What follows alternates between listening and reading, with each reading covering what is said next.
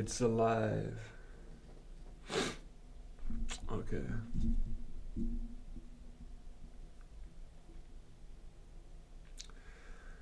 It's a very cold day. It's a very cold day. We got the icy background. These fingers are all they're frozen shut. So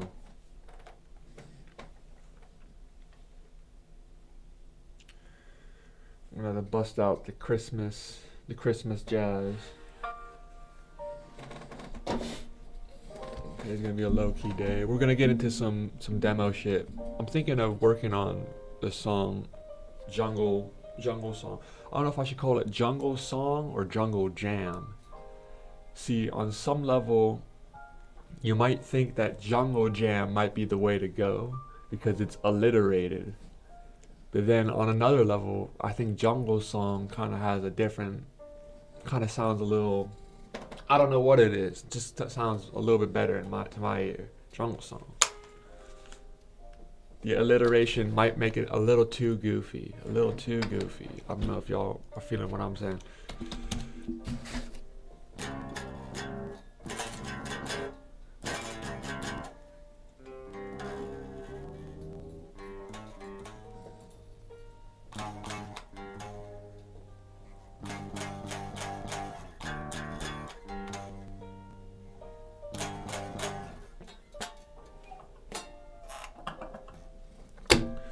Alright then.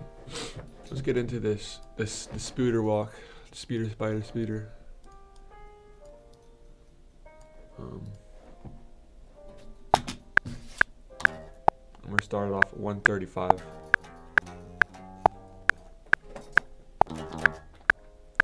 Guitar isn't coming through. What's up with that? I did put this knob way down because when I was recording that song. I'll try putting that up. I'm gonna turn off this. I have this overdrive pedal in here. Try to give me. We're using that as sort of like a proto EQ.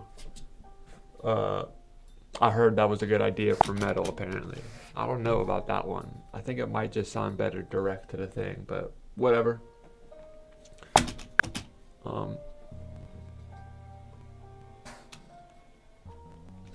Like you turn the drive all the way down, you put the tone in the middle and the level all the way up. And that can work as like a sort of EQ before you even get anywhere into the thing. But here, let's get our warm up in.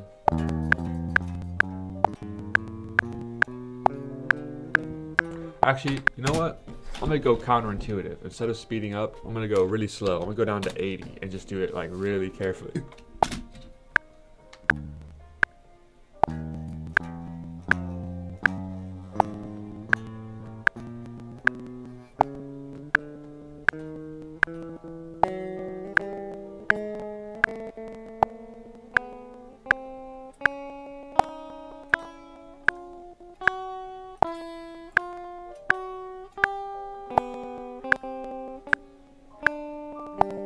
I'm gonna try to get every note right. Be more really precise with it.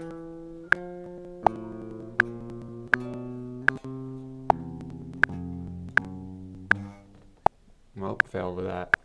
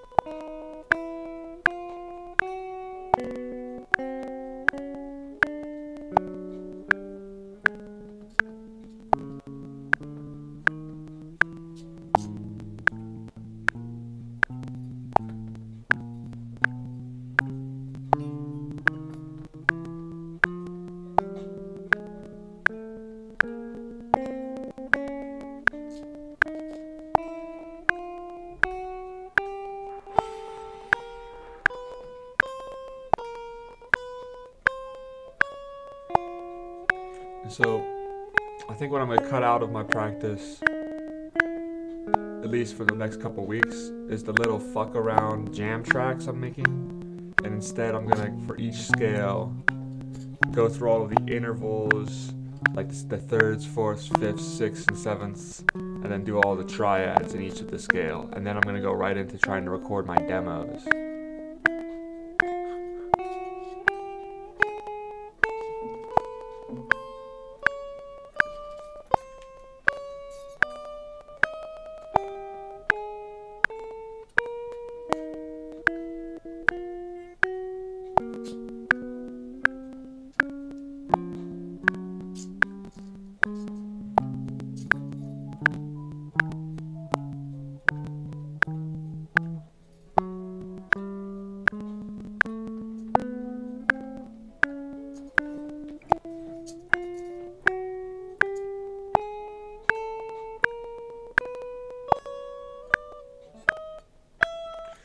The hard part about these demos is I'm not sure what I'm going to do about the drums. I got a couple potential solutions. I know a couple drummers who may or may not be down to try to record some drums on these. That being said, if that does not pan through, what I could potentially do is try to program drums, or I could even use like a MIDI keyboard to like tap it out. But that is much less exciting to me.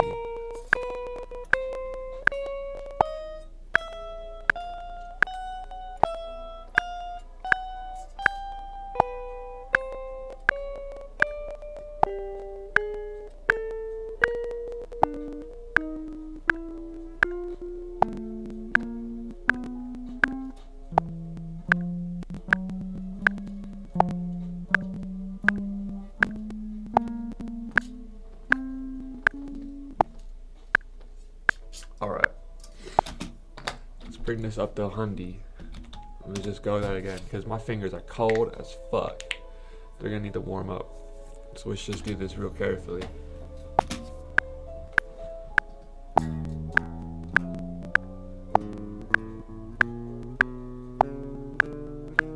Fortunately, we're getting all this good anchoring practice.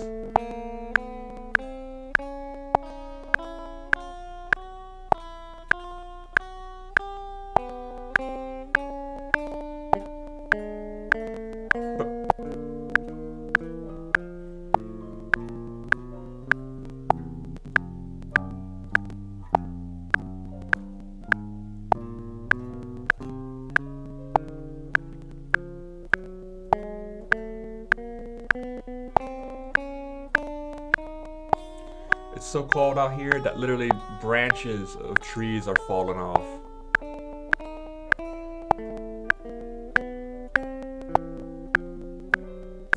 Well, it's probably just because the trees out here are not acclimated to the kind of freeze.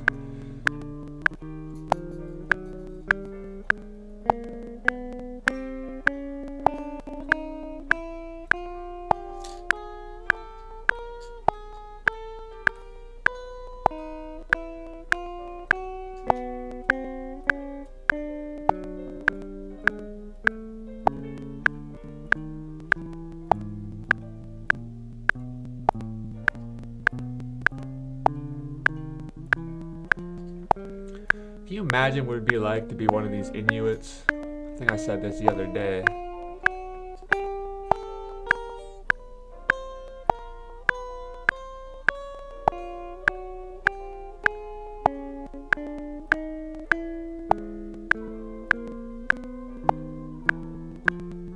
Whale blubber, am I right?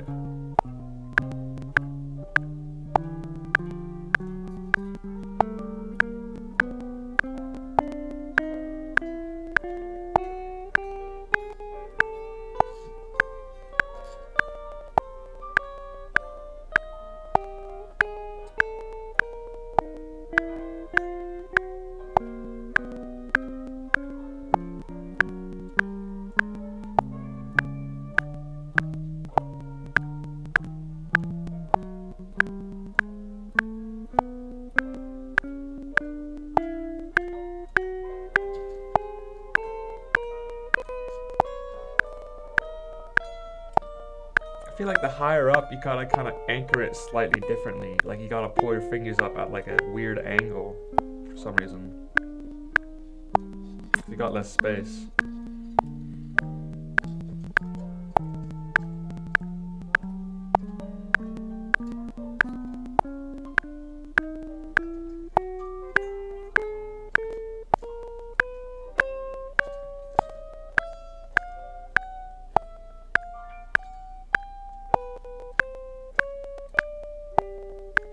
I was going back and looking at some of the spider walks I was doing like beginning of last month, like now it's February 1st, and it's like there is a significant improvement. Doesn't always seem like it. That's why it's good to record these. I get the receipts, as the kids say.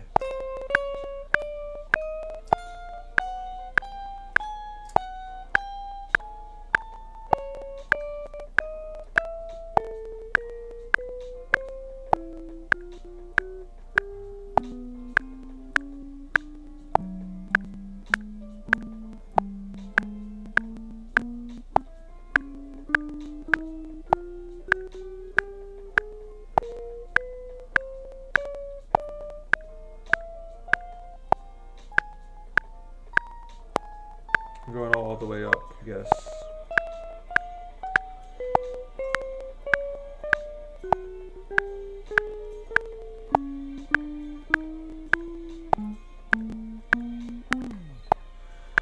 Alright.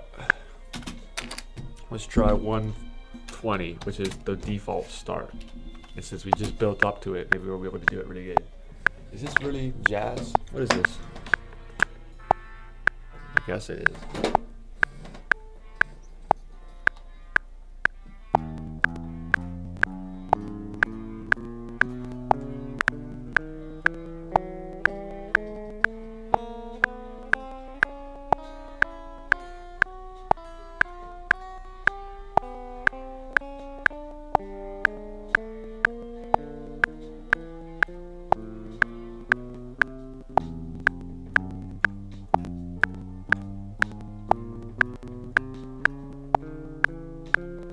I think I'm still tuned down a whole step on this guitar.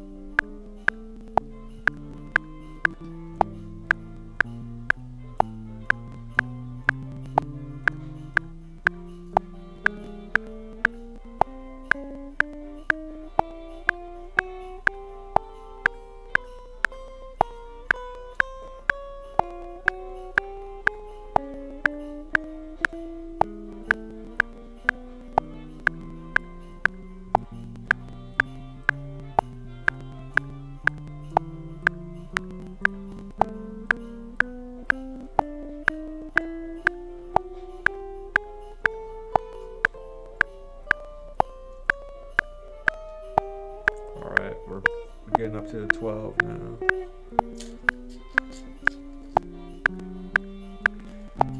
The equator, the guitar equator, the 12th fret.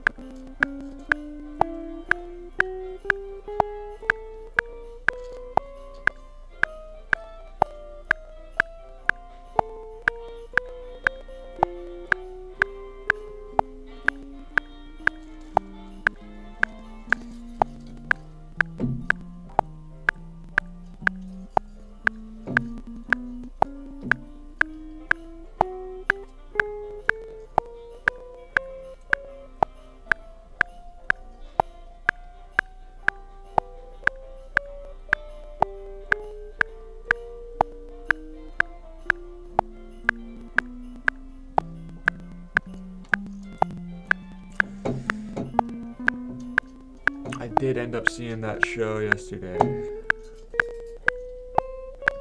pretty good stuff. Like a noise rock experimental group. They had a dude who, there was this band, and they had a guitarist who screamed, and he had like a ski mask. They had a drummer who screamed. He screamed while he was playing the drums. And then they had a violinist who was playing with a whole effect board. So he made all these crazy noises like an electric violin. Cool. It's pretty cool. Can't imagine them selling many records. They did give me a free shirt because like I was like one of the few people who was there that day.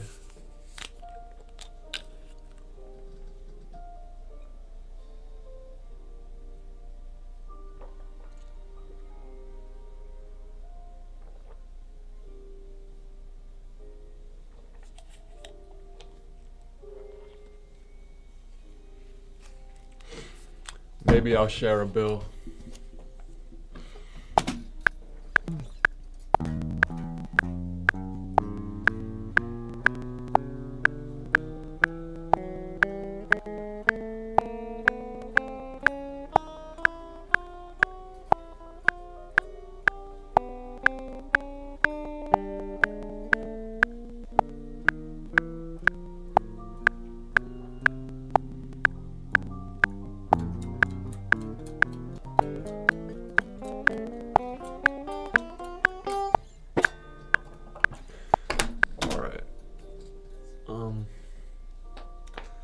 I'm gonna put some time into this spider walk today because I just feel like it.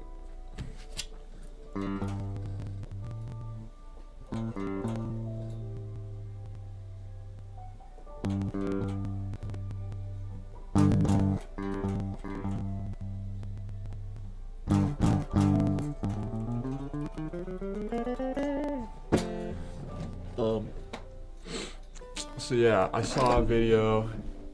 It was like 5 mistakes to avoid on the spider walk. I think I've already kind of ironing out a couple big mistakes, but I want to see what this dude has to say.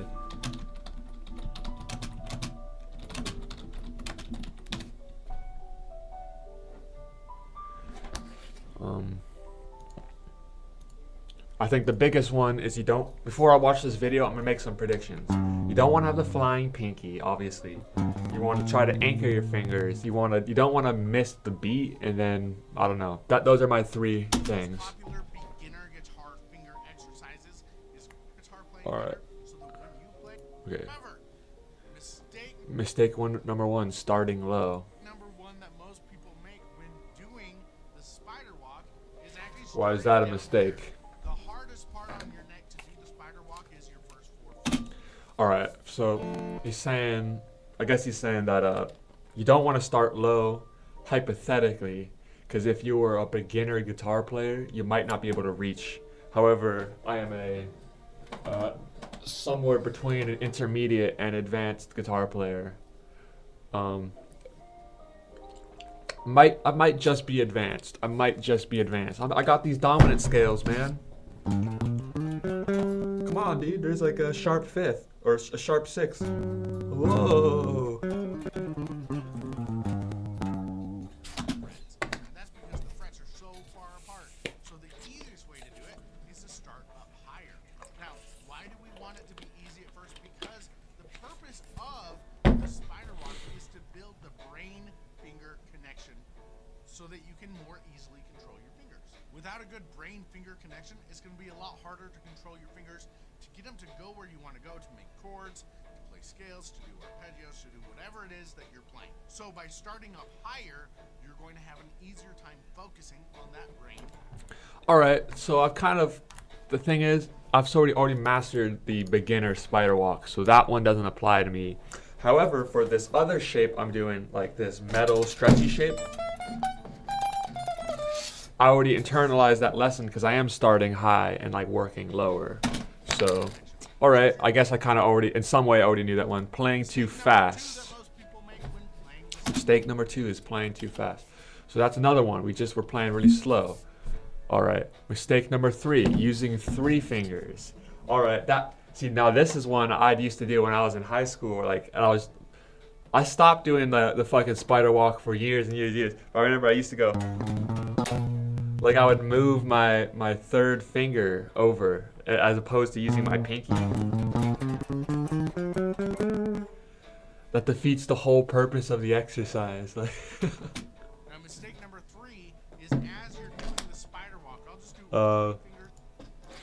and mistake number 4, ignoring your picking hand. So this is more a video for like absolute beginners, I guess. Whatever. I think I pretty much got the spider walk down then. All right, I'm gonna try the spider walk at 140, and then we're gonna go into the metal shape, and we're gonna work our way down.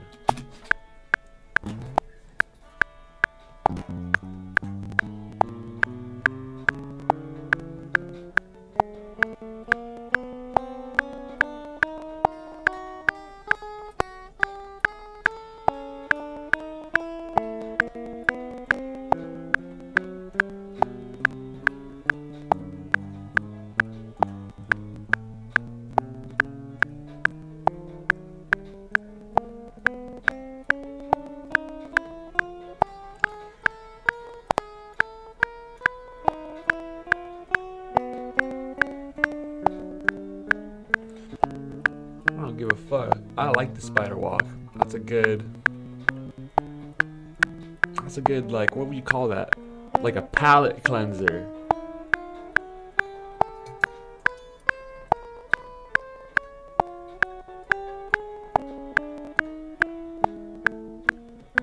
Gets you used to playing in rhythm with a beat. You're using all 4 fingers. You're anchoring them so you have like good finger technique. And then you're doing alternative picking, which is crucial for like pretty much every genre of music. And you're getting used to playing every fret.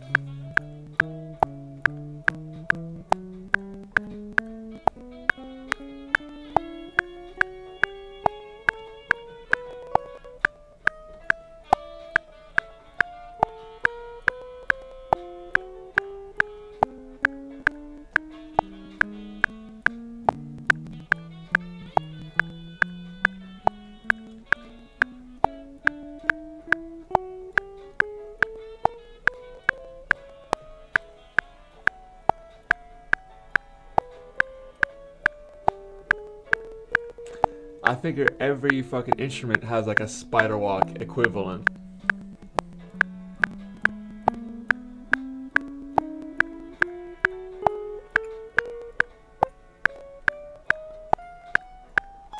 I remember I watched one of Flea from the Red Hot Chili Peppers, his bass tutorials.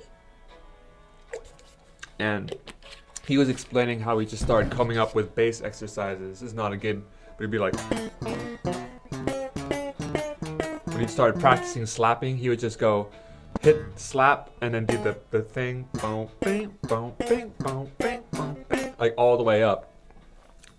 And it's just like, I feel like for every technique, that's how you gotta like start it. Like, you're not even really thinking about like, am I playing musically or anything? It's just like, you're just kind of mastering that thing.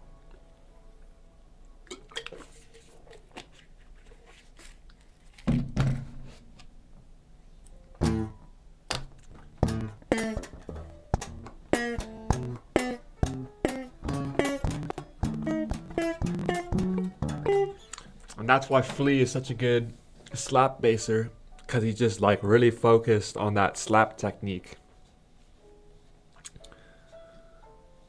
And then he brought it back around to like, oh yeah, that's right, I gotta play with other people.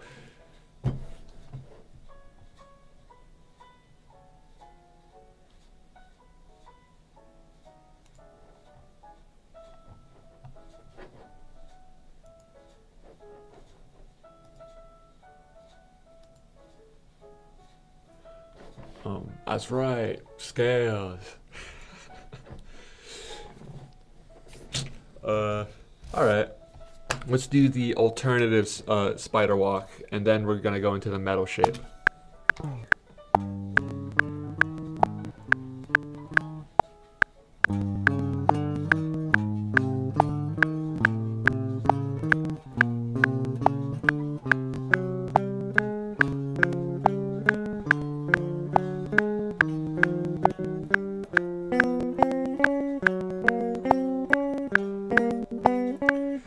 know how to feel about this exercise because it's not a terrible exercise, but something's a little awkward about it, especially that last note when you have to like raise the pinky. Like I kind of always bend the note. It doesn't sound good, so.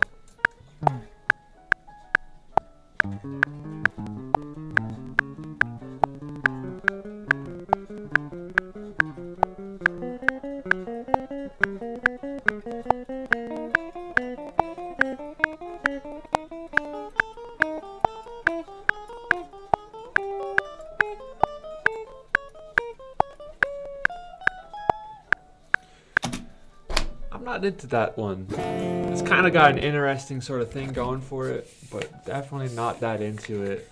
I mean, maybe I could find a way, especially because it's hard to like chain it all the way up the fretboard. It's kind of like you do it once. Like.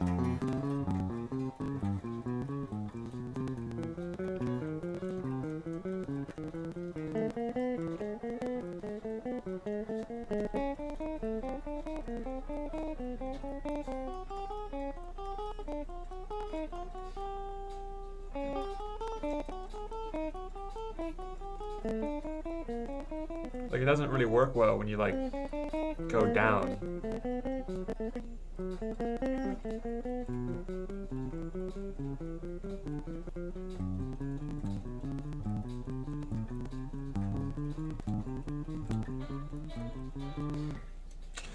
Well, I guess you could do it. It's just a little awkward. All right, I'll try doing that on like 120, just a little bit. I'll go from the 3rd fret to the 7th fret. We'll just try it out.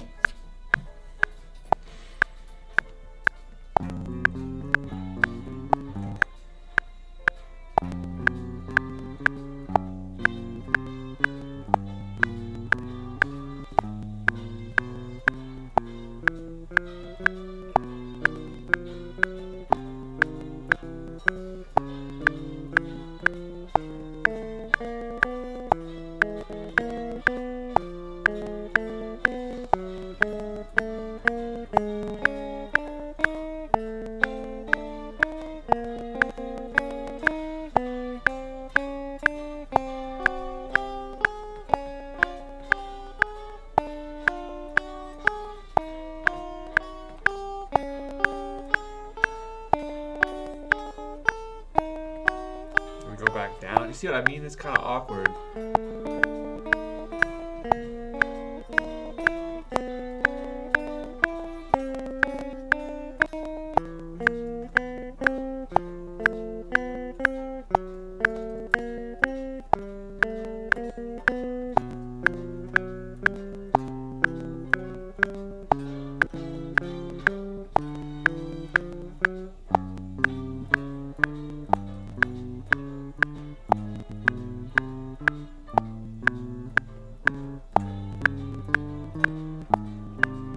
It doesn't sound right when you go up a fret.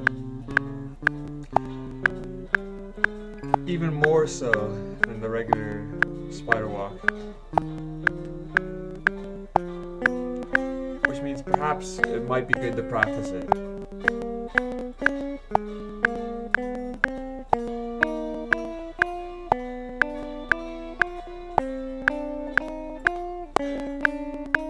Me and John Lennon. Really into that counterintuitive thinking.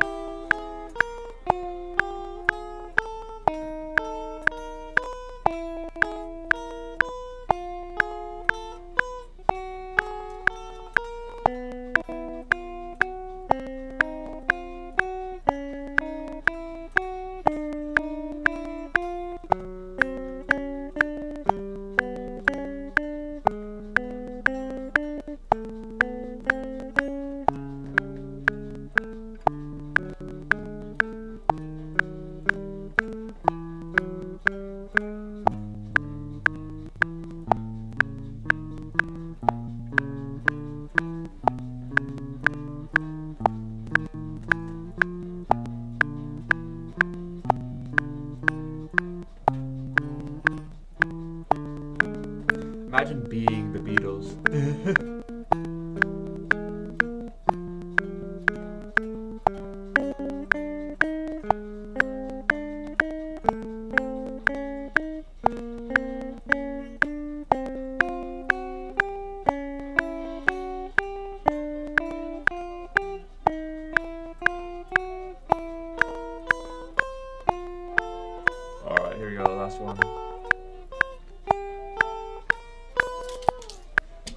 Yeah, I'm not into that one, but probably worth practicing.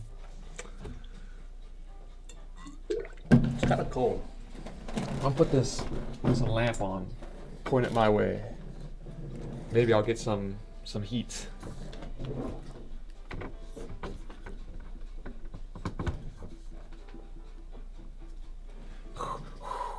Hold it up to the lamp. Get some.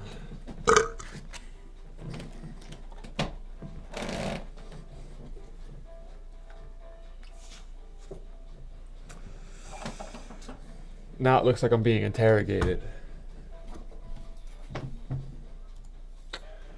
I promise, officers, I don't know where the bomb is.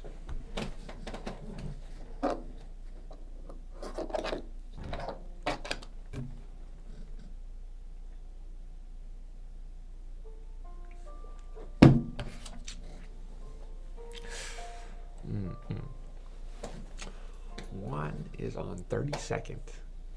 The other is on Parkway Drive, on the other side of town. You have 15 minutes to choose which target you want to save.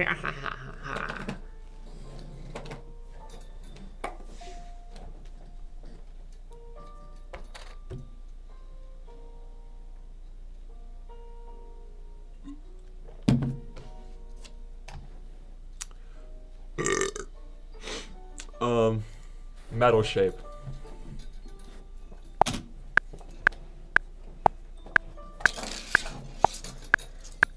The metal shape, that's a good shorthand, but really it's whole step, half step, whole step.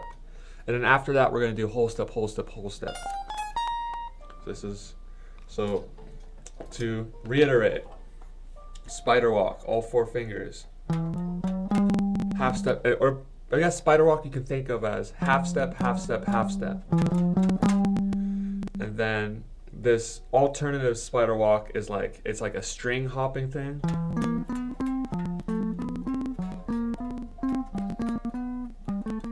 It's still half step, half step, half step in a way, but like one of the fingers is like above a string throughout the whole of them, so it's kind of awkward. And then metal shape is whole step, whole step, half step, whole step. And then I don't know what we could call this, but the whole step, whole step, whole step shape is like the biggest possible, not the biggest possible, but the biggest stretch within reason. Oh, what we could call that is the dream sequence shape, because the whole step, just the whole step, whole step, whole step, whole step, whole step, whole step scale, or the whole, because they call it the whole tone interval scale, is like they used in like the dream sequences. Like this one.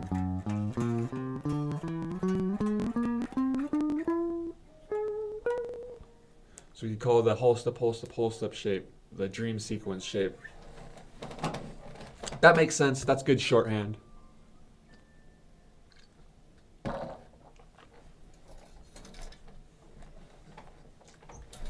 All right, well, we're gonna do the metal.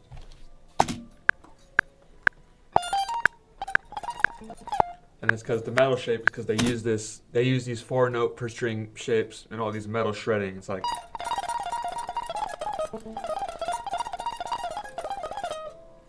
My hands are a little cold. They still need to warm up.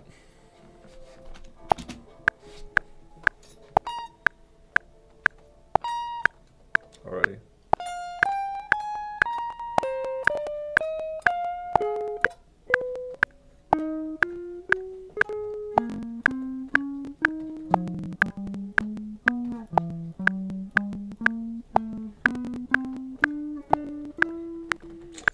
Wow.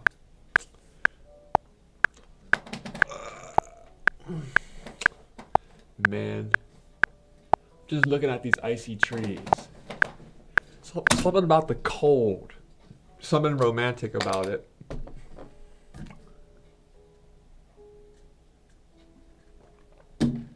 Snowy day.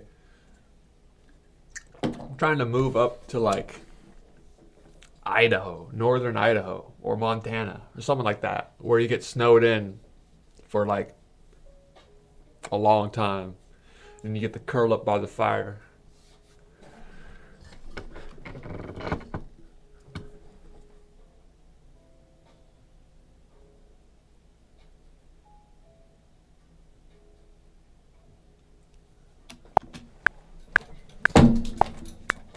Get to chop some firewood.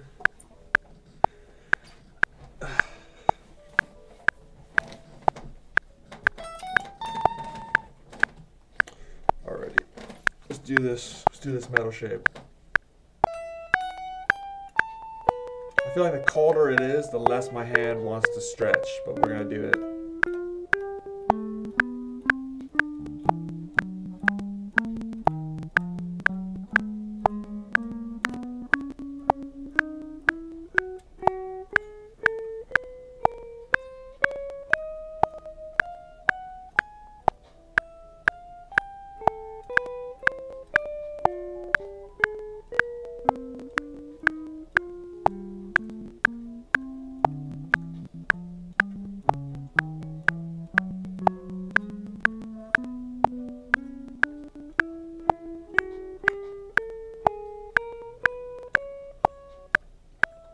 Alright.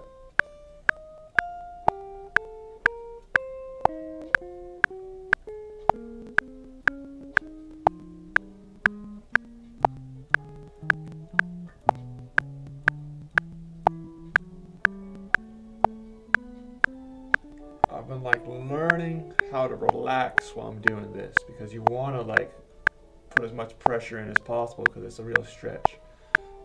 But as each fret happens, I'm trying to put as minimum amount of pressure as possible while still getting them to ring out.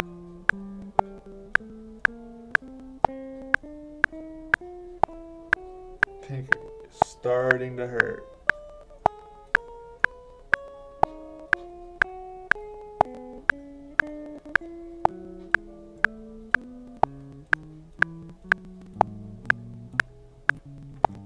Fifth fret, we're getting there.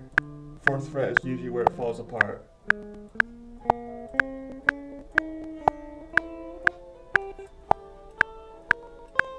Alright, here we go, fourth fret. I'm just gonna fucking shake my hand, so I think I can do it.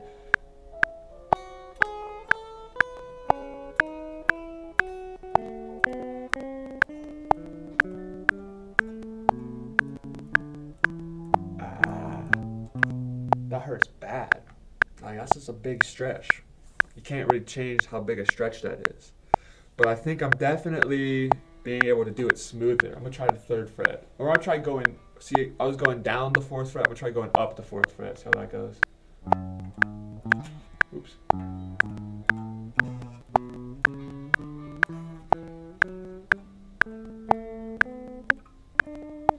That's not good. Let's give that another go.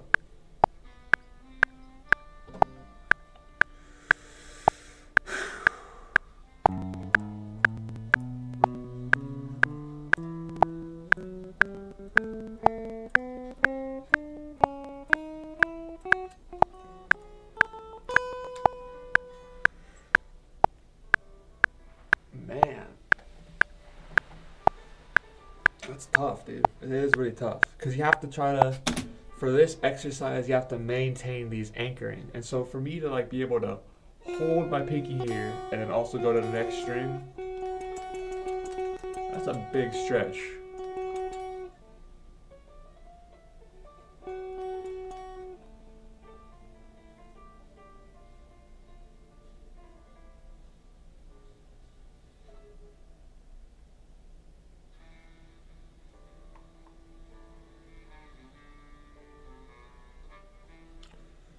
But I think that's good because like I literally feel like people work out and they go like, yeah, I got like new muscles on my traps or whatever the fuck. I feel like I'm getting like new muscles in my fucking pinky. Like, what the fuck?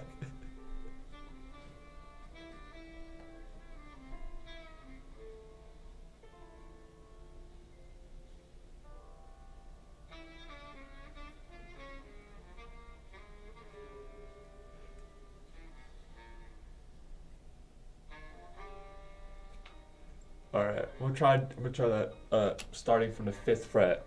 I'm gonna shake my hands out. That what is it? Lactic acid buildup?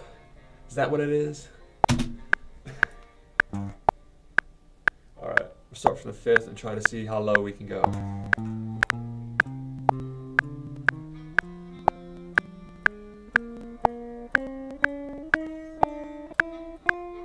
Damn, it already hurts.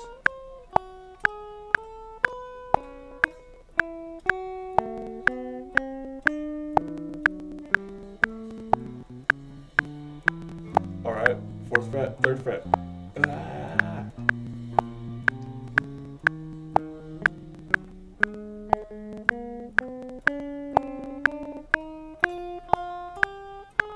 2nd fret. Ah.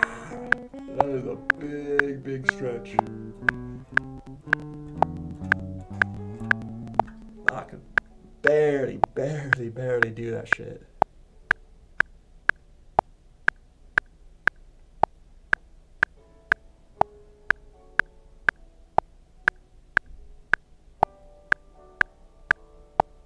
Damn. But yeah, I mean, I think if we just keep doing that every day a little bit, we could just eventually just all the way down to the 1st fret. Because we're already at the 2nd fret. Now, the next level above that is this other shape, the whole step, the dream sequence shape.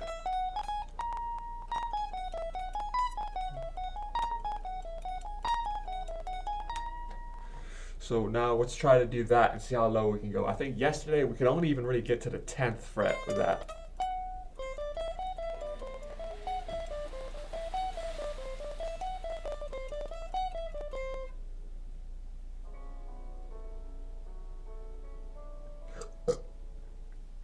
But that might just because we're doing it after the metal shape, and so my fingers are already like really stretched out. But we'll, here, let me shake them out a little.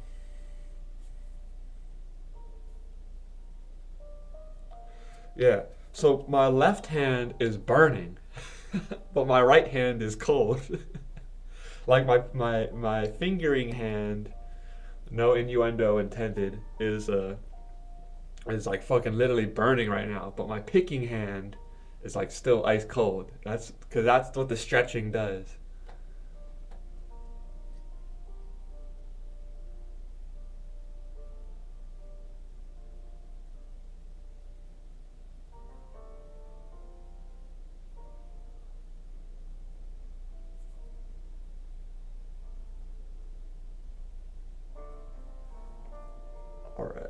All right, let's do this dream sequence shit. And I'm gonna lower the BPM to 110 or just 100.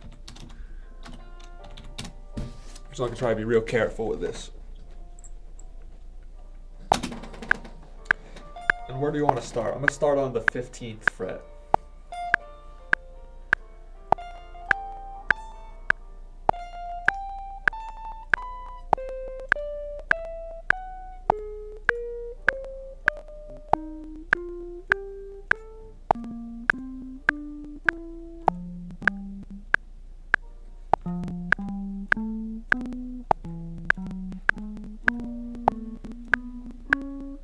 This is the highest level of the spider walk, I think. In the meantime, it's whole step, whole step, whole step.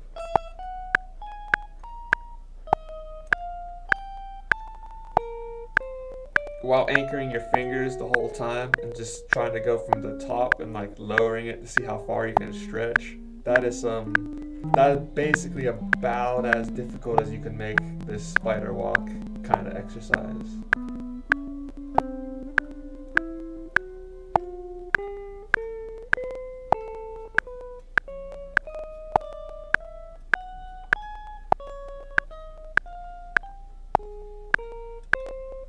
See, we're on the 11th fret and my fingers are already fucking burning.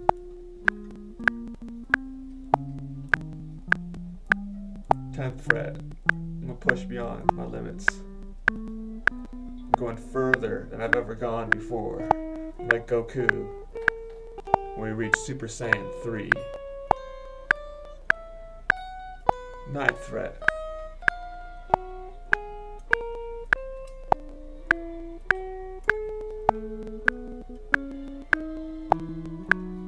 Holy shit.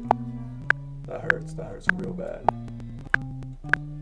8th fret. I'm gonna do this 8th fret and then I'm done.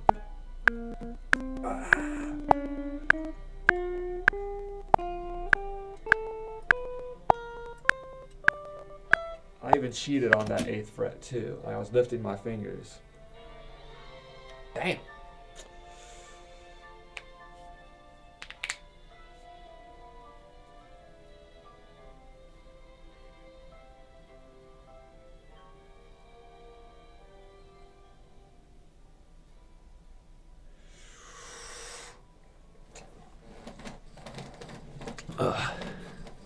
You guys remember that scene in Dragon Ball Z?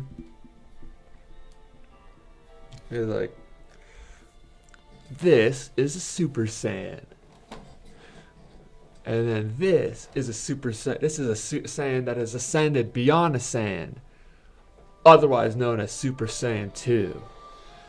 And then they're like, so what? You're a Super Saiyan. And he's like, and then this is a Saiyan who's ascended beyond an ascended Saiyan. And they're like, what? What are you talking about? Super Saiyan 3? That doesn't exist.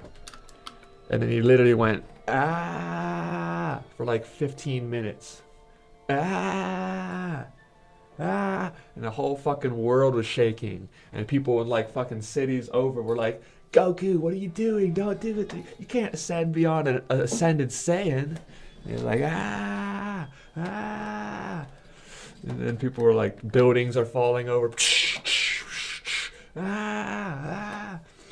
And then like fucking like, was it like Gohan or whatever? He's like, you can do it, Dad.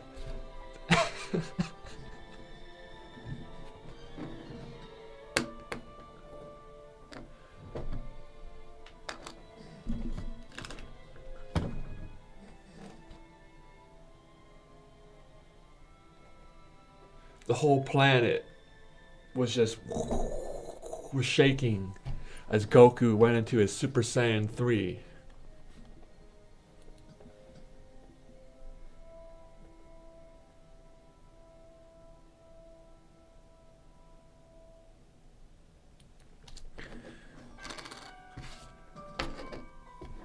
We'll pull that scene up right now, just for a little inspiration.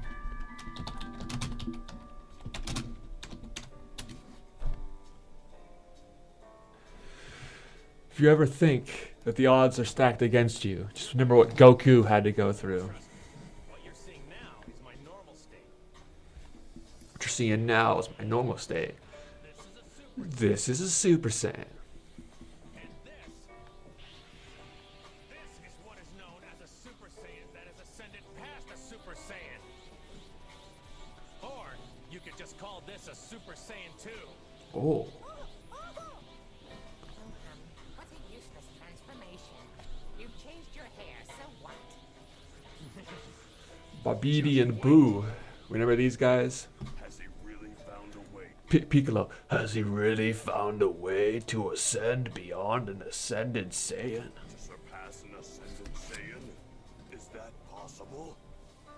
He must be bluffing. I mean, what would that make him? Double ascended? Nobody believes in Goku that he can ascend beyond an ascended Saiyan. Keep doing. To go even beyond. Even further beyond. Ah.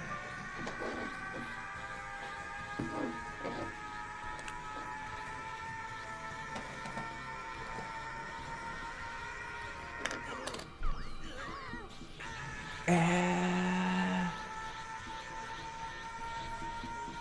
Who the fuck is the voice actor for Goku? Well, how did they record this? Alright, so we're gonna need you to like yell for like 15 minutes straight. You think you can handle it? He's like, I think I got it. Ah.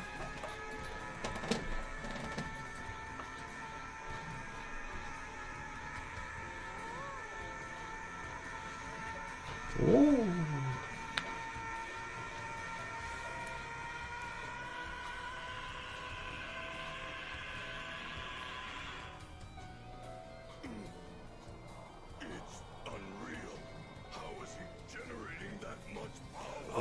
generating that much power. Too much.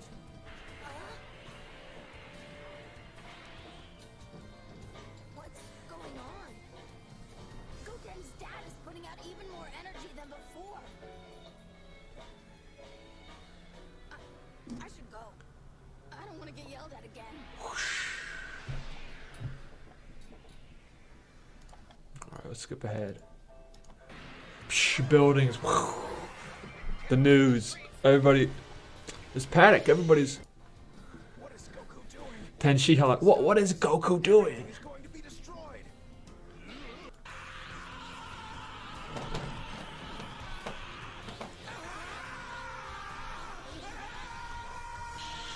He's going beast mode.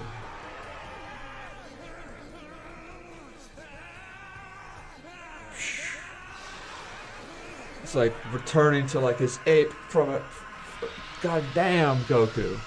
Yeah.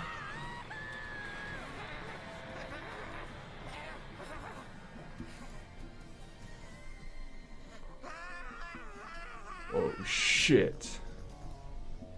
Holy fucking shit. Look how long his hair is now. Super Saiyan 3.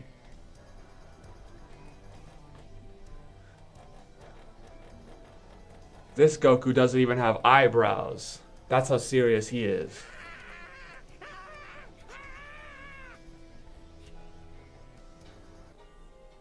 Fuck, man. That got me hype. Whew. Alright, so I think what we want to do is to practice the Dorian intervals, the thirds, fourth, fifth, sixth, and sevenths. And then we want to do the triads of the Dorian. So let's just get right into it. So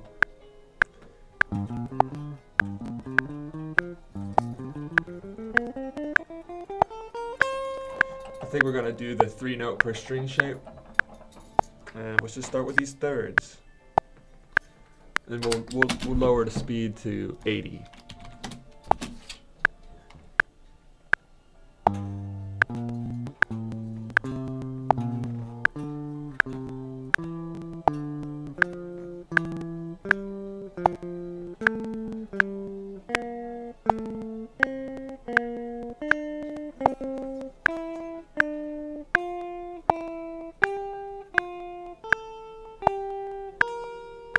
Hang on.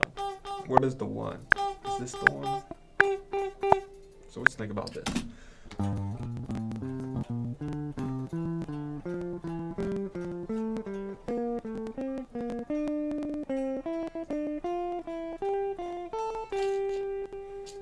That's where you end. So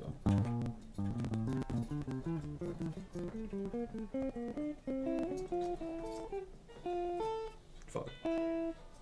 Hold on.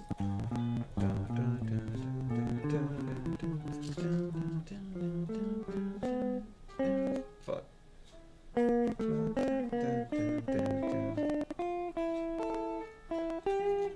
Up there.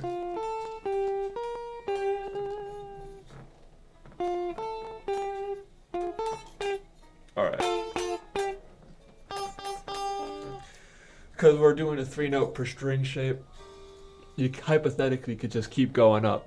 Well, because don't worry, that makes sense in my head.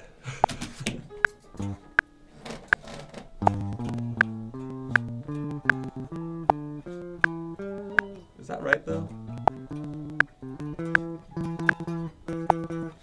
Let's tune up. That is right, but I think we're not.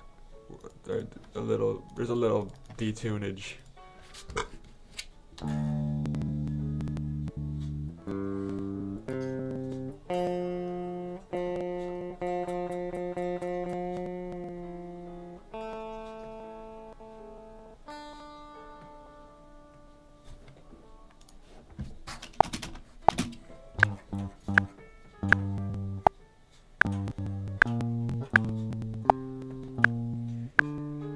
Dorian. I don't really play the Dorian a lot for some reason.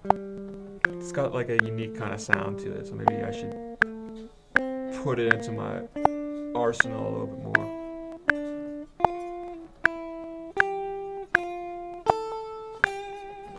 It's like a minor scale with this major sixth in it.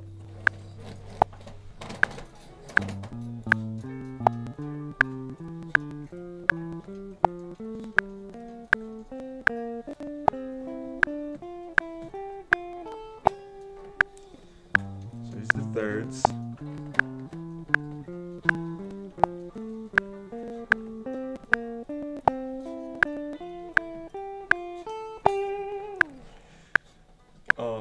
Now let's try the fourths.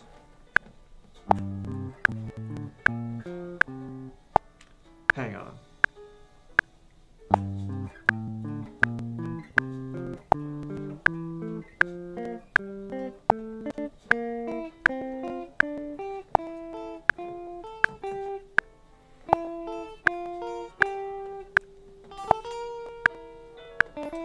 Is that right?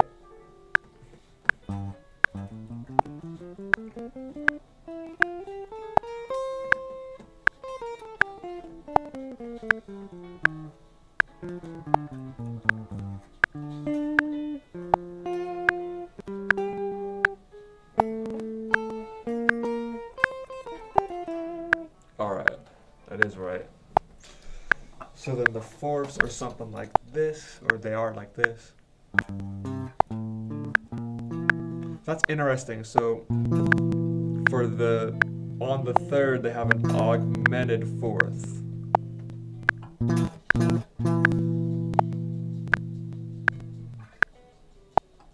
Right, and that is an augmented fourth. So if it's in a major scale, then it's a diminished something, the diminished fourth, or diminished fifth, I mean. And if it's in a minor scale, then it's an augmented fourth.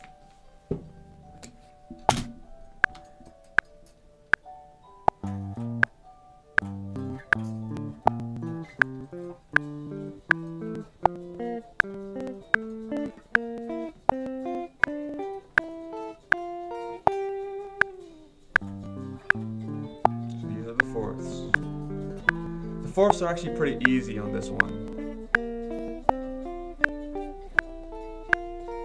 because it's got like these three, it's got this whole step shape 3 times in a row.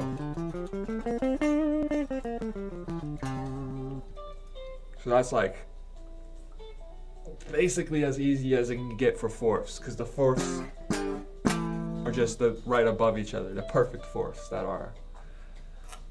So let's do the thirds.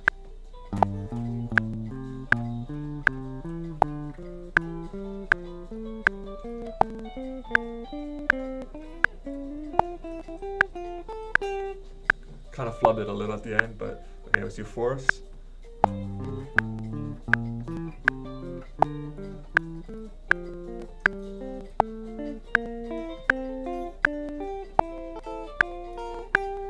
Let's do the fifths. Let's try the fifths out now. So fifths, let's figure this out with no metronome.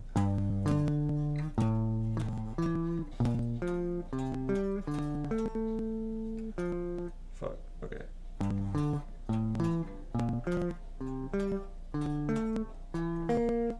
That is a weird little stretch you gotta do, at least in this 3-note per string shape. So.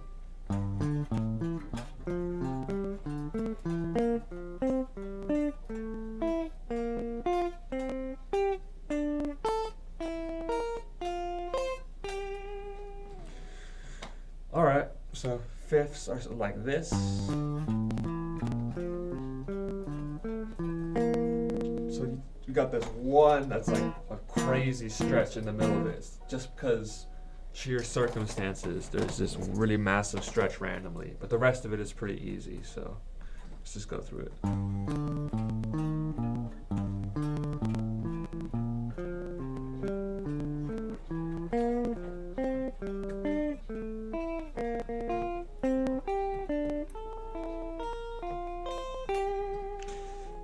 Thank God we're doing all these spider walk, stretchy metal dream sequence exercises, maybe I wouldn't be able to make this stretch so easily.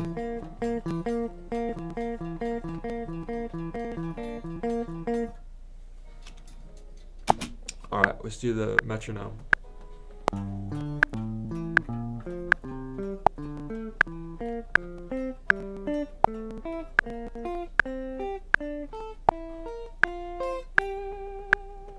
That was the fifths. Now let's try the fourths.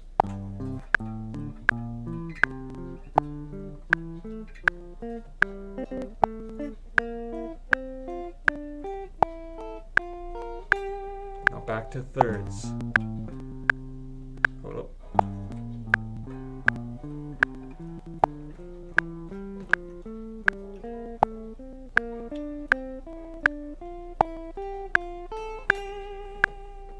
Back to fourths. I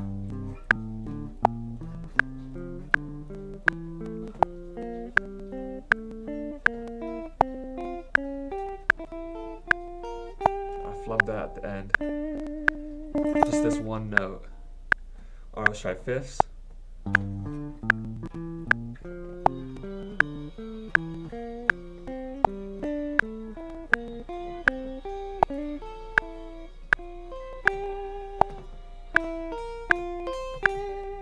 Let's try fifths again.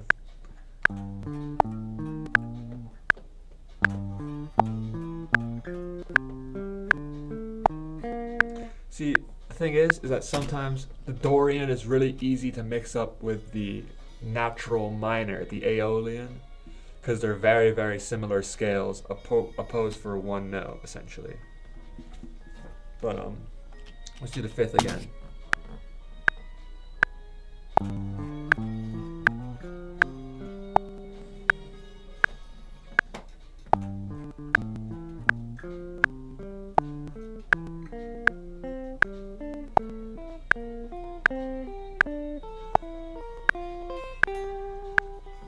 Alright, so let's try the sixths. So that's going to be tricky for this one.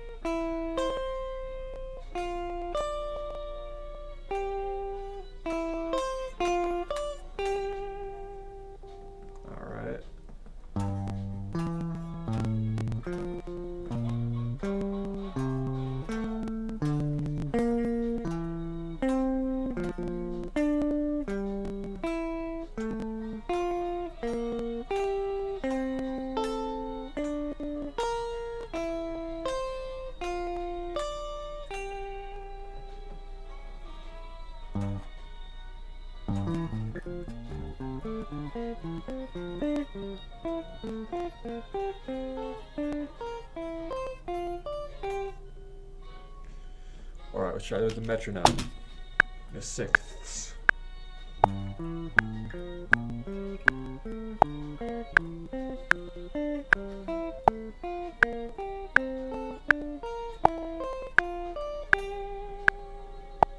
Again.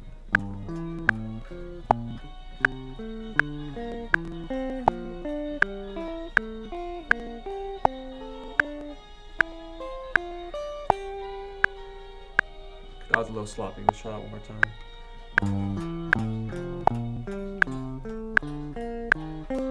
Shit. This note is in the minor scale. It's not Dorian. Dorian's here.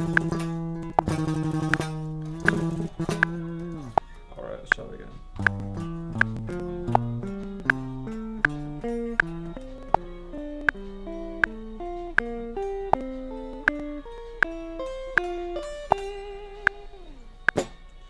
Let's try fifths.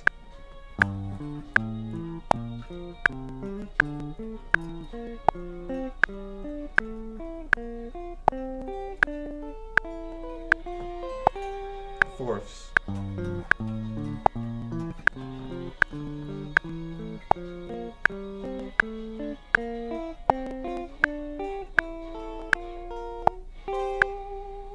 Thirds.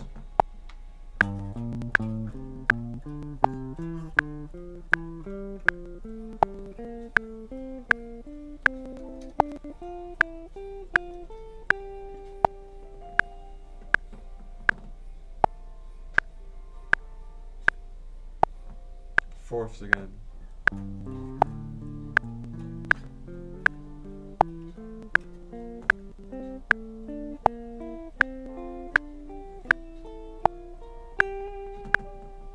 Fifths.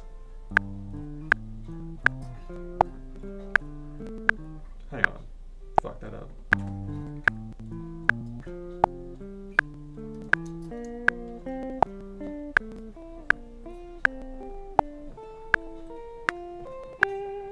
Six.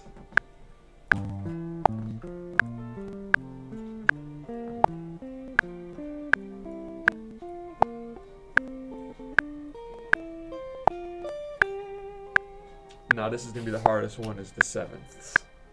So let's figure this out.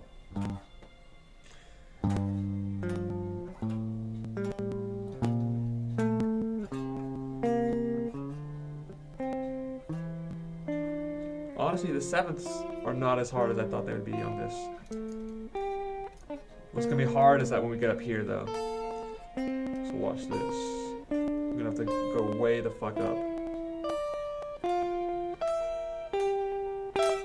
So that is the hard part, just right here.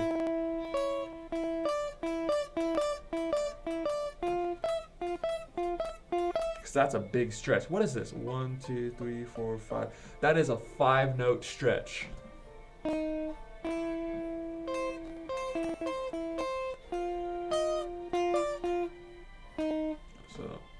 let's try this. We'll try the sevenths again.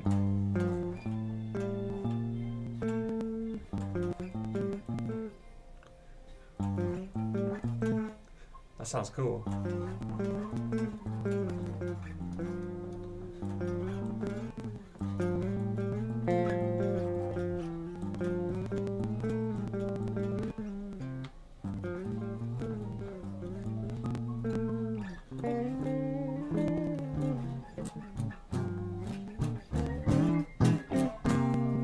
So there's different ways you can play intervals. You could play them harmonically, which is when you play them at the same time.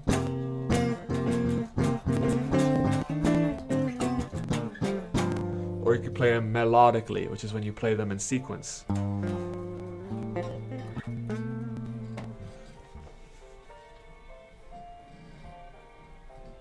Those are the technical terms.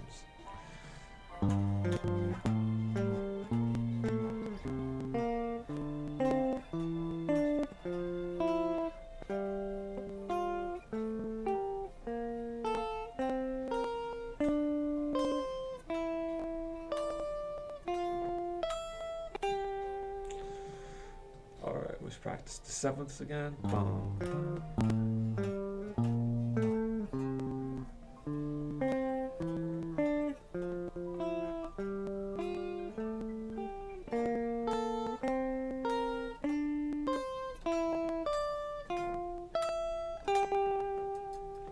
Those last two little notes are a real bitch. They're a real one. It ain't a fake bitch. It's a real one.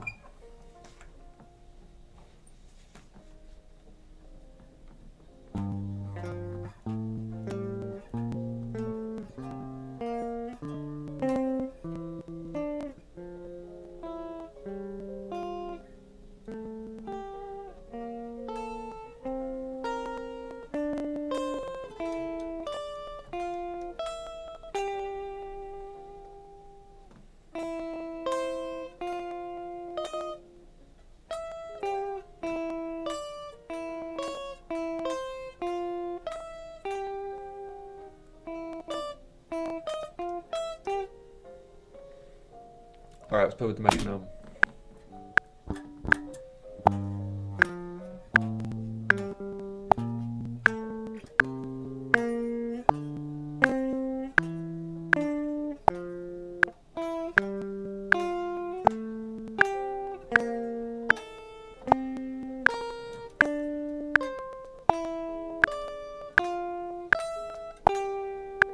Let's do that again.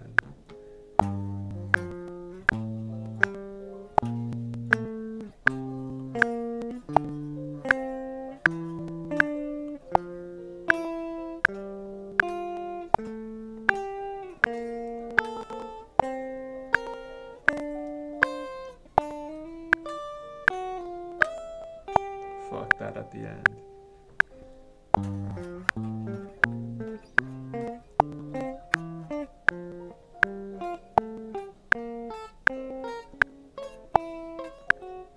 Jesus.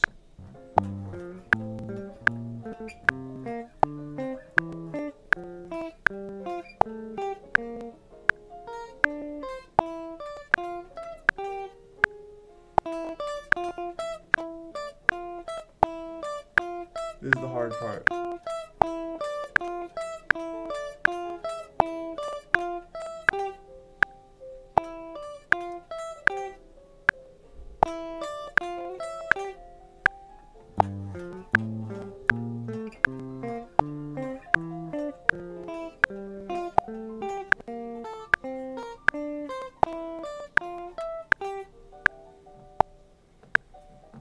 Alright, let's try sixths.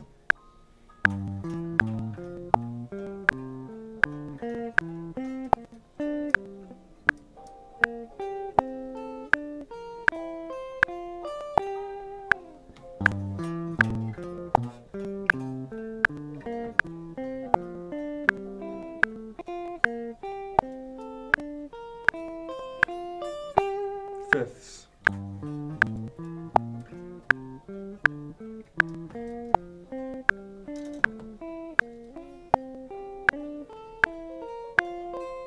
Fourths.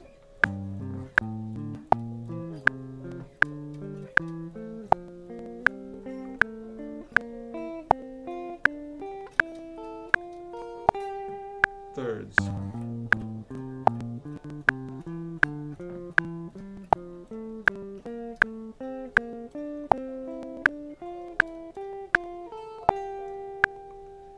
Back to sevenths.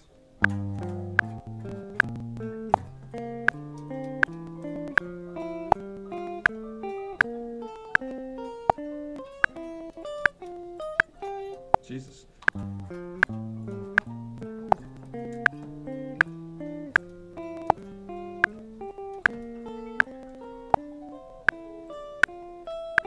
Got it. Try it again.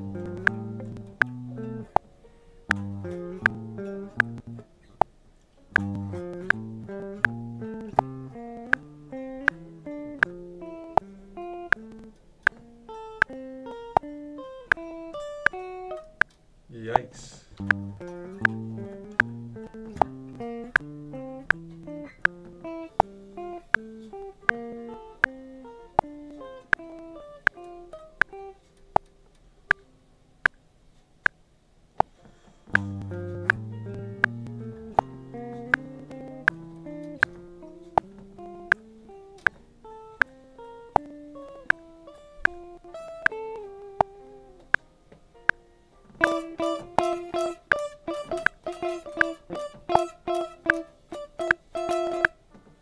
Tough. That's a tough stretch, especially in sequence, because it's out of context. It's like all of a sudden you got to stretch really far. You know what I mean?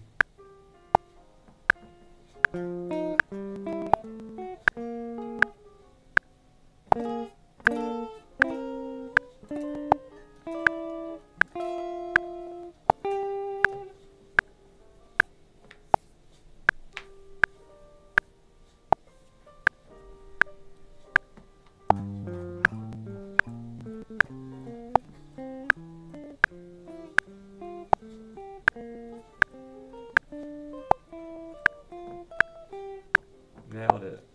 Alright, let's try doing that 3 times in a row without making mistakes.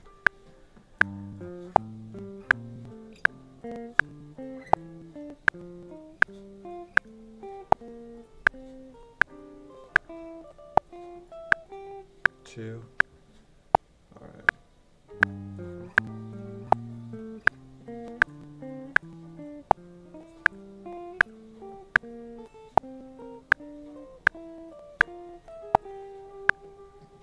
Alright, that was 3. Let's go for the 4th, for the layup.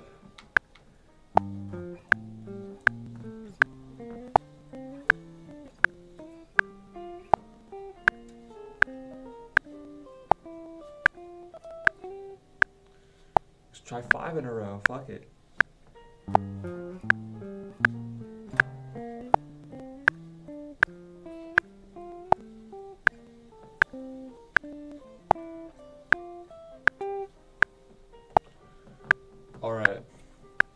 So let's just quickly go through all of them. So thirds.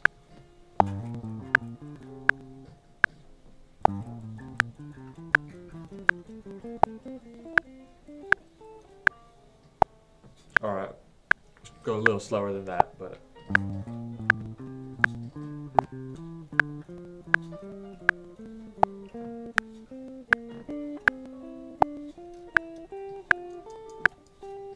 Fourths.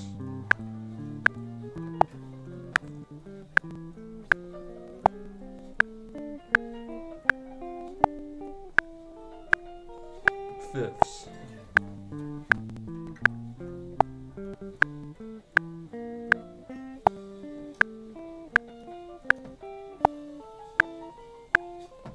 Sixths.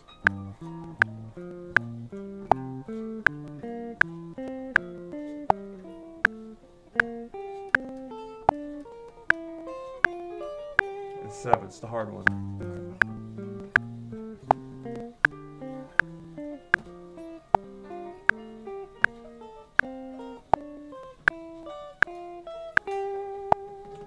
Did it.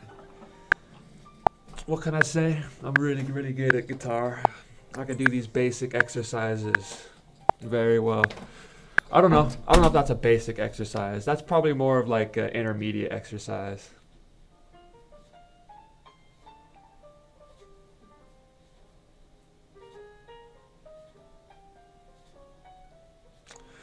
So now I'm gonna try to do the triads of the Dorian.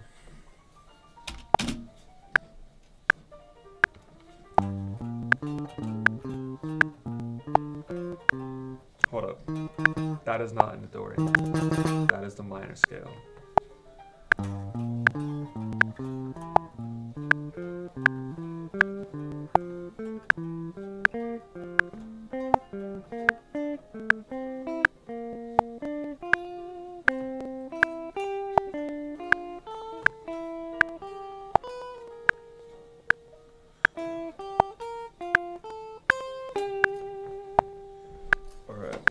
Actually, let's turn the metronome off. Let's just figure this out. So, yeah, this is the one.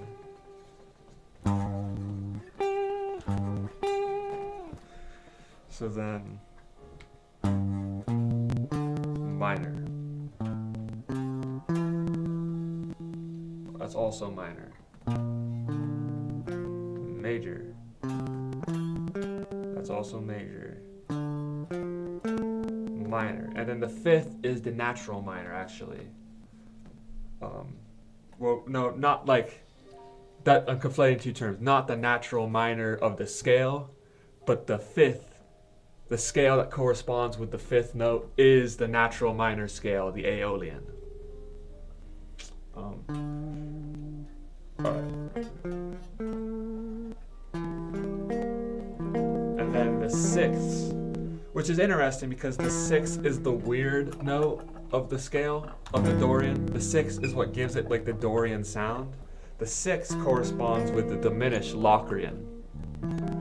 This is a diminished triad.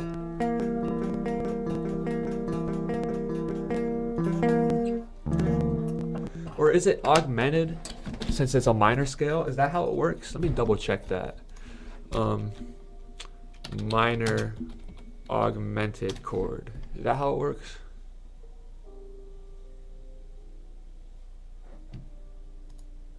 Wait. Is a minor scale. I don't even know what the fuck to Google. I don't even know. All I know is that I don't know nothing. Alright, so let's go through this. Minor. Minor. Major. Major, major. Minor. Diminished. And then back to the one. Oh wait, no, it's not back to the one. This is, that's major. That's like the major scale. And then now we're back to the one.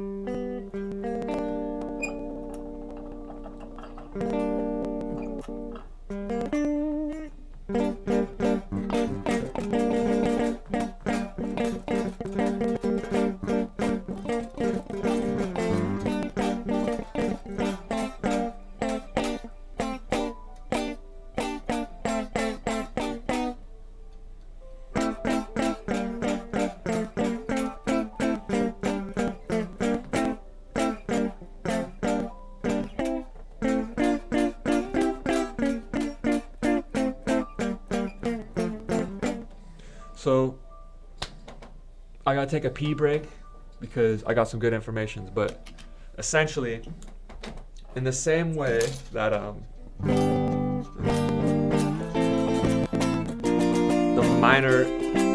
the order of like the modes are like minor, major, whatever, and you can pick chords off of that. Same thing for the triads: minor triad, major triad, and then Phrygian is above it, Lydian, Mixolydian, and then the diminished. So it would be like.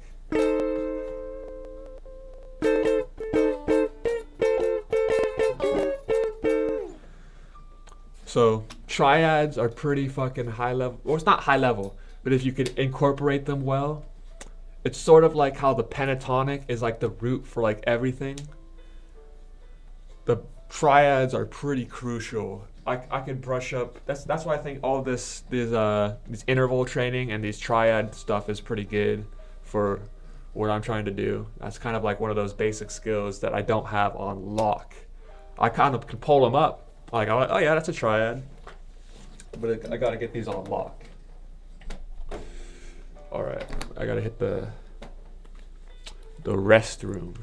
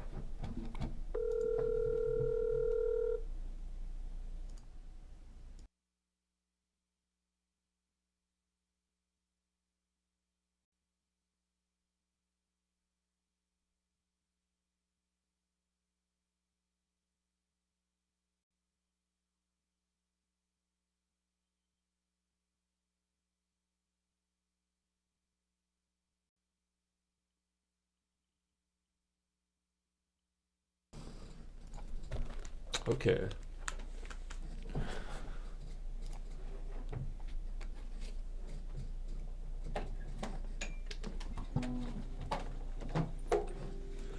So where were we? Triads. So the triad shapes, if you can understand the minor and major triads, and then you can also understand the modes, then you can understand the order in which you can play those triads. So one of the problems I used to have, I was like, all right, well, I learned this triad shape. Now what the fuck do I do with that? And then later I learned the modes, and so now I can think about it, how the triads kind of lead into each other. And so then if you can understand that along with inversions, right? Where you're taking this 3-note, and then you're taking the lowest note and putting it on the octave of the next string. So, nope, not there.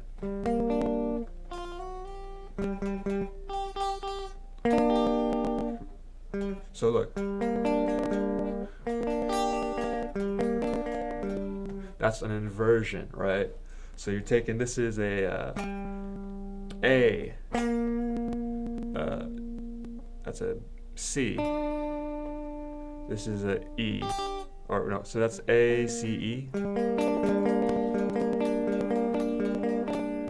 And what we can do is we take that 3-note triad chord, and then we put the root of it on the next string, but with the octave. And so now it's going to be C, E, and then it's A again. And it's the same chord, but it's been inverted. And then you can do the same thing in the other direction.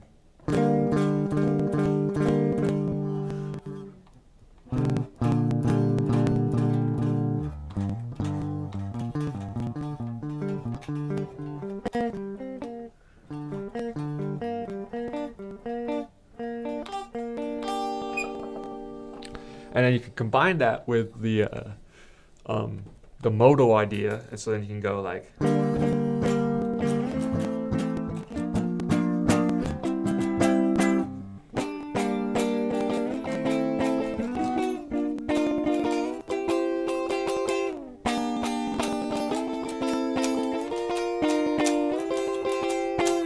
And all of a sudden you got a lot of different options and different ways to navigate.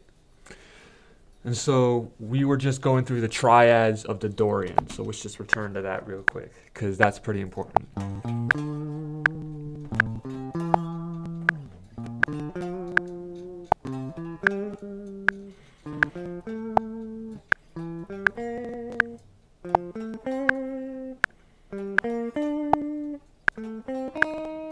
Oops.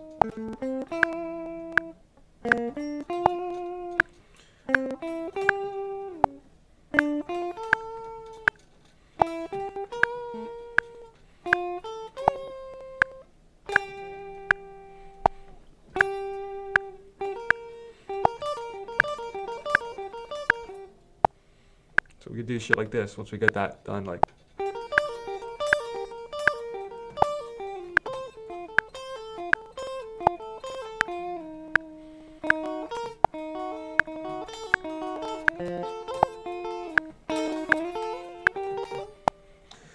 And since I understood that was diminished, I didn't used to know that, but now I understood that this is gonna go to diminished, so I need to do this.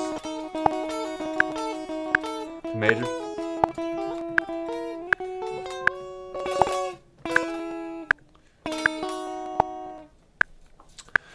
So yeah, I mean, this is what it is. Let's go through these triads again.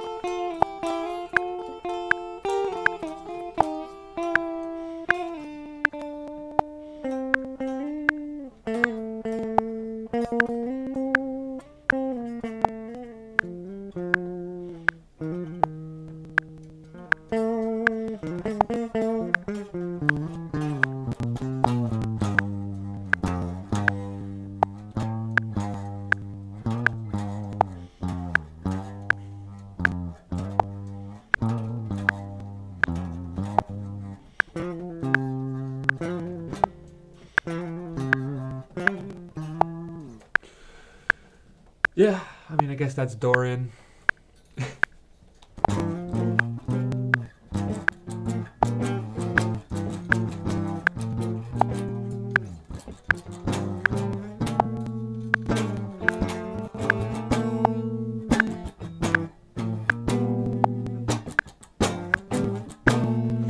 That's kind of cool. So I came up with this just now, or I had this the other day with these sixths, right? I think it was last week when we were working on Dorian.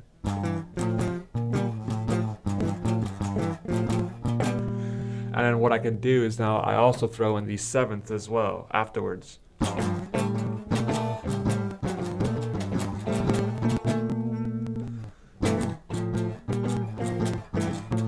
And obviously you can clean it up, but those sound interesting together. So.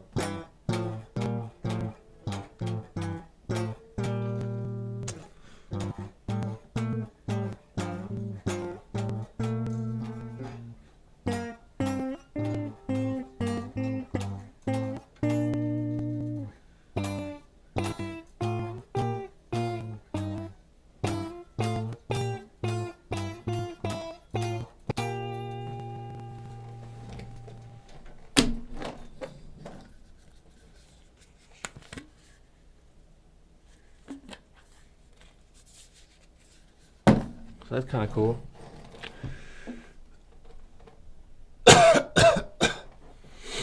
So I think what we want to try and do is to work on one of these demos I'm trying to do.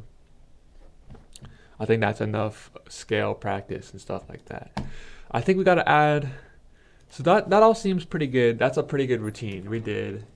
Oh, here's what we didn't do. We didn't do arpeggio practice. That's what we missed. So let's just do arpeggios and then we'll go into the demos.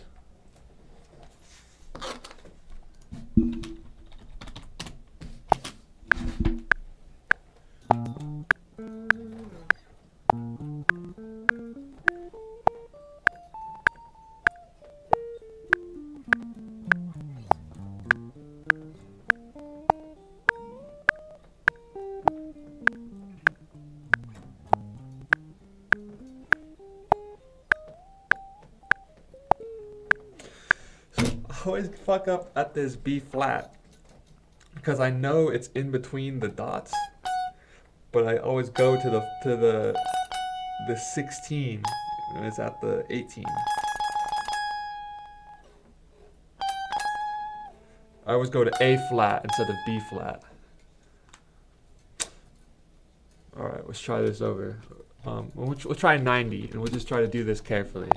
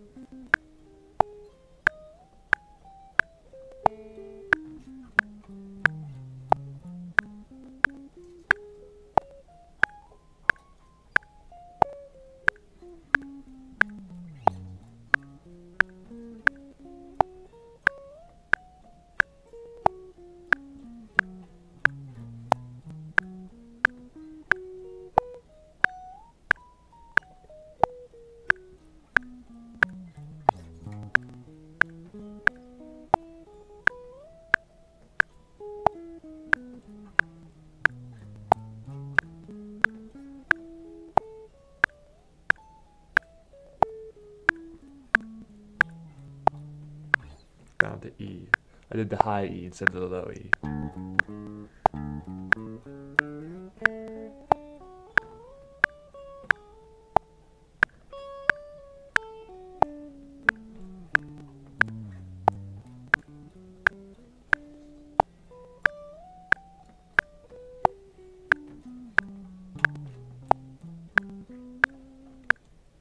So now this is D. And a D is the real snug one.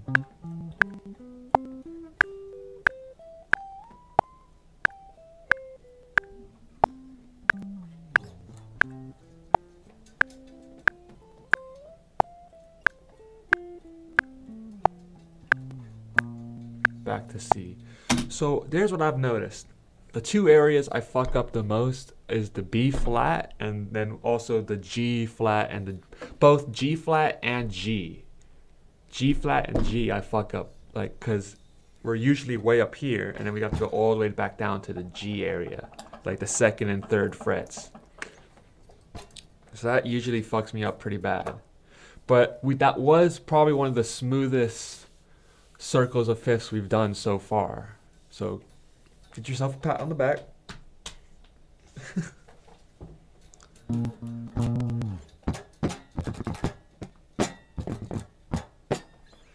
So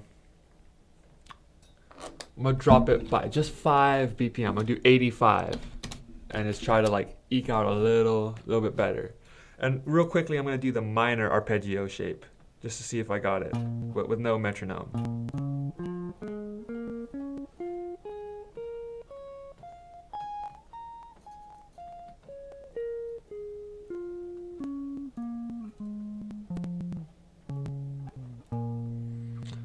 Hey, look who's Mr. Arpeggio out here.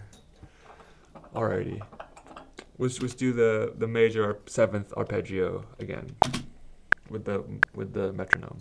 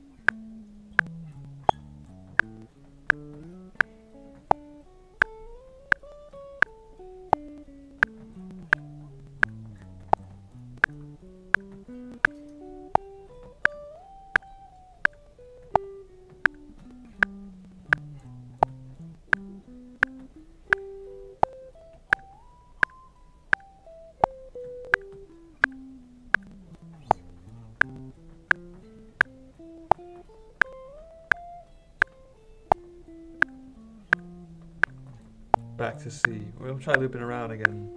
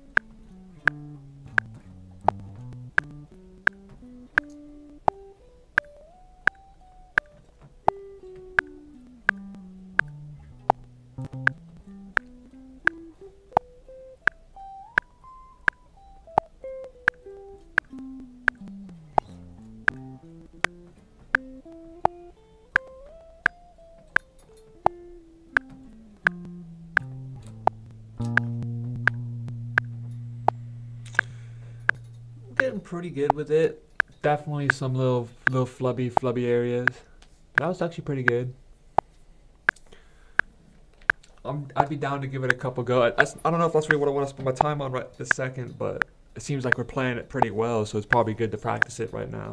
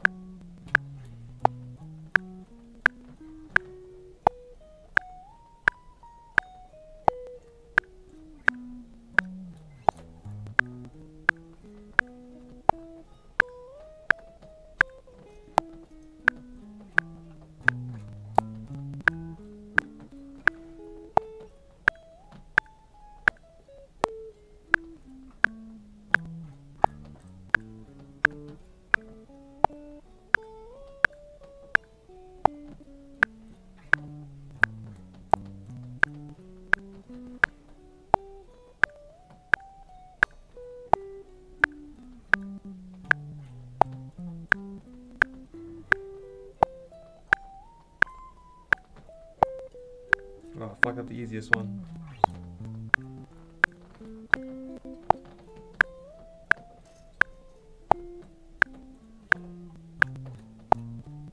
Alright, we're back to C. We'll try looping around.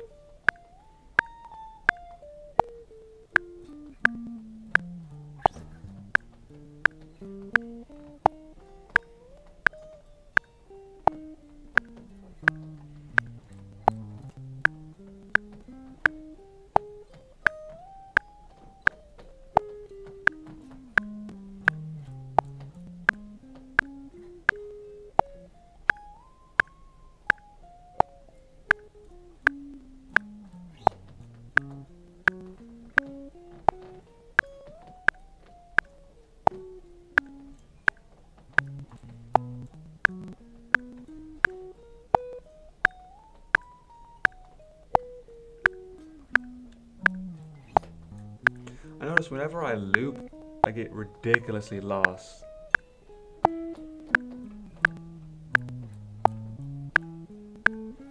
Like I have actually no idea what's next, but like somehow my intuition takes me to like the right notes. Like the first time I go around, I'm falling. Okay, C, F, and then when I'm looping for a second. I'm like, where the fuck am I? Like I'm just playing the right notes somehow. Like.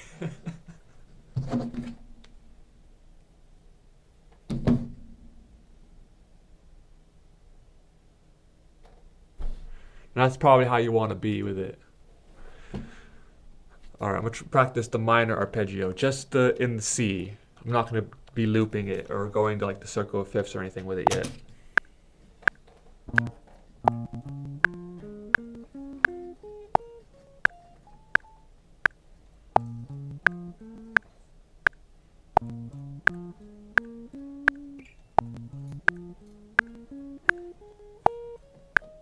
Nope.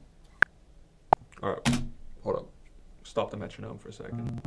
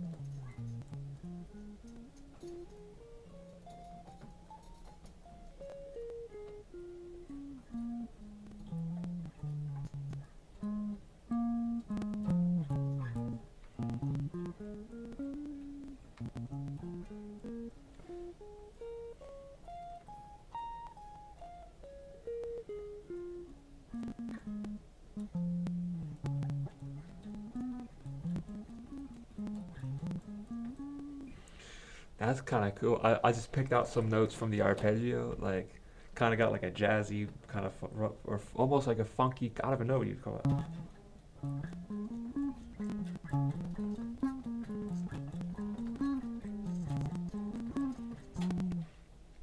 That feels like some Charlie Brown shit.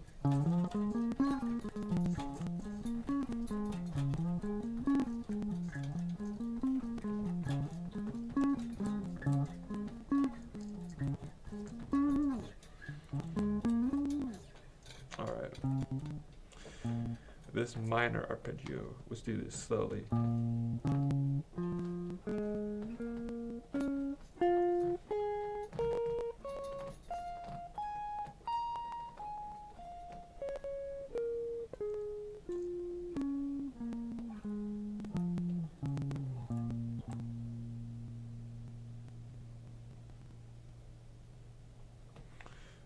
Once more.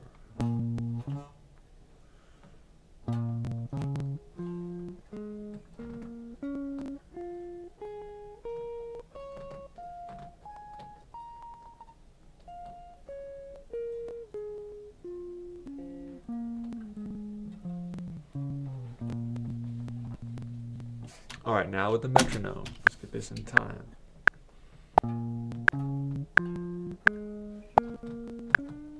Jesus.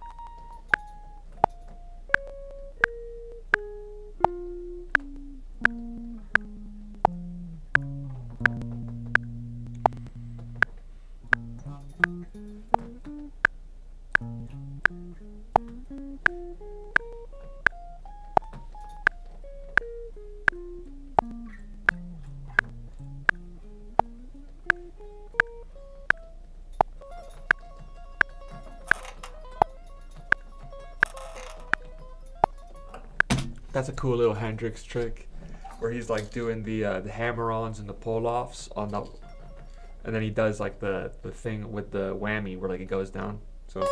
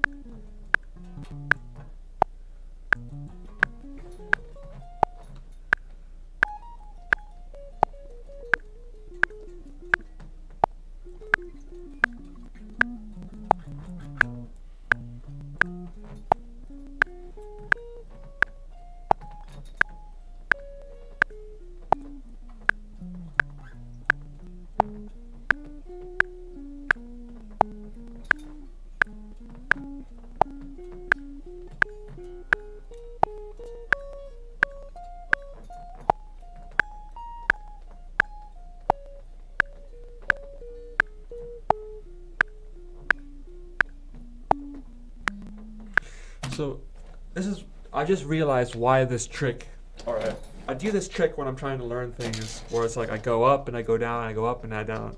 So it's like, you guys know what I'm talking about? Da, da, da, da, da, da, da, da. I just occurred to me why that's a good trick, because it gives you time to think about what's the next note while you're still picking and keeping it musical and adding like a little complexity to it, right? So it sounds like it's more complicated, but really it's giving you more time to think about what's the next note. However, I want to get it to the point where I can play all the notes individually, like, you know what I mean? But if it go like this, it's like a good way to learn.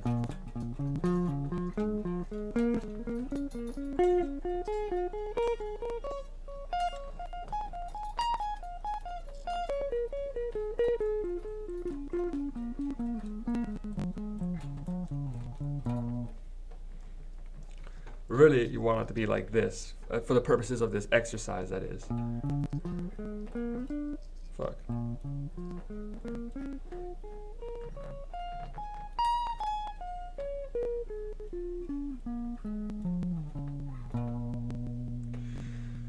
Alright, and so that's C, and let's see what happens if I try to like go to F then and try this. Oh, fucking hell.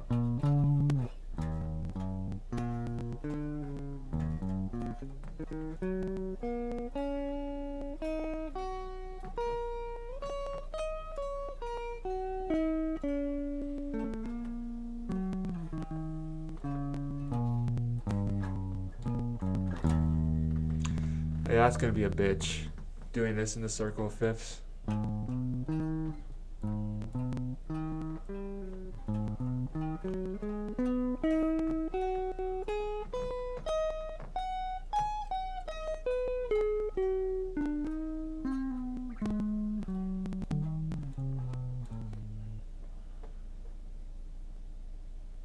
So we're gonna have to work our way up to that.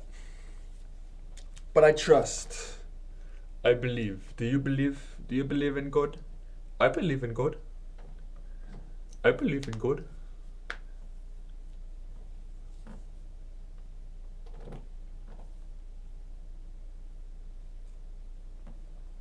Do you believe in God? I believe in God.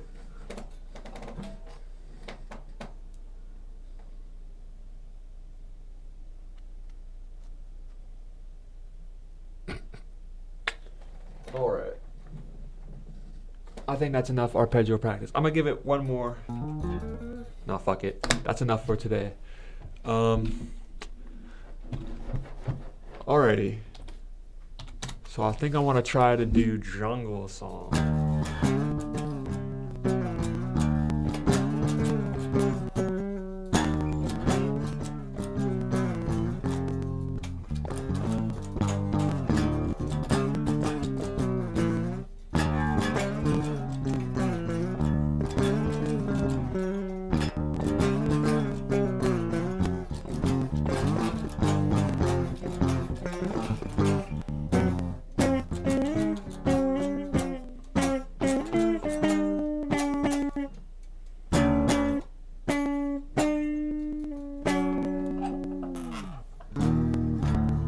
That might be a little complicated for where I'm at with it, so I think you might want to pick a simpler song.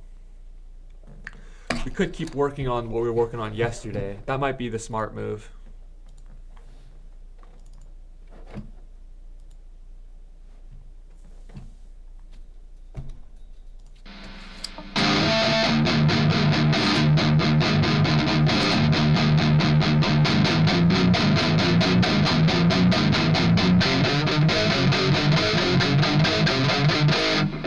Alright, so we had figured out this parenting trick. We had done some EQing, and we had figured out how to dial in a good tone for metal.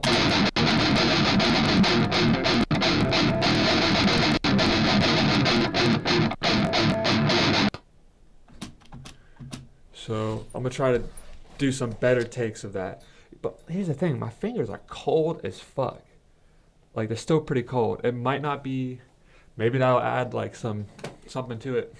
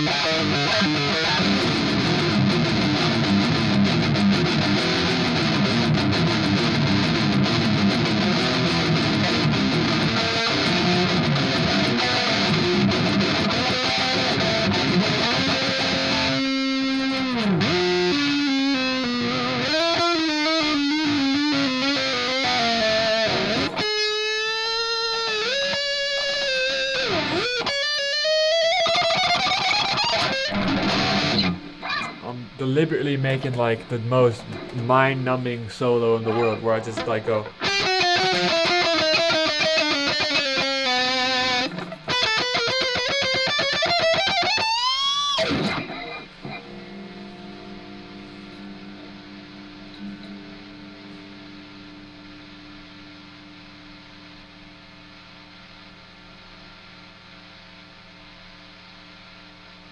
And I think it sort of works because I already like, with this rhythm section, it's already like breaking the scale. It's kind of using a similar thing, where I just play these 3 notes in front of each other.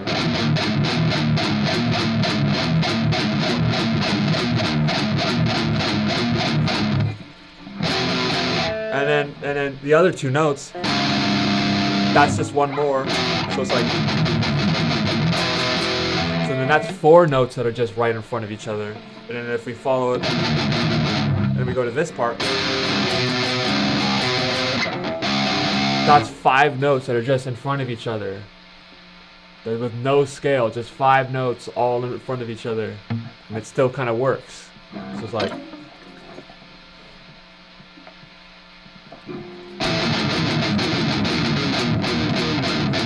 that's 3 notes in front of each other. And then we have this other part.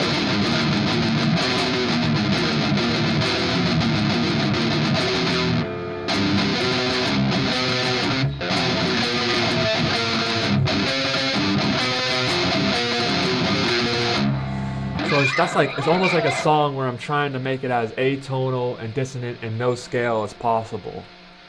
But that only kind of came into idea retrospectively, because I was just fucking around with that and I thought it was cool how that all worked without. And then this part too.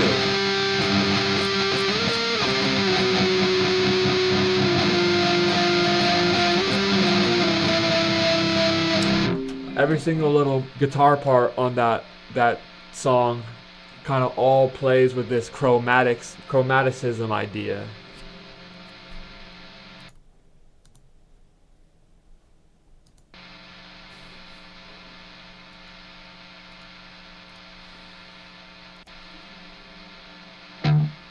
Hold up. I'm gonna try to record some more takes.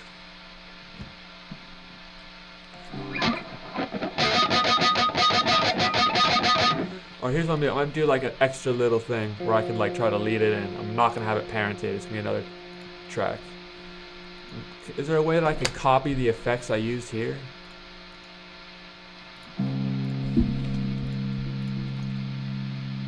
Copy all effects, perfect.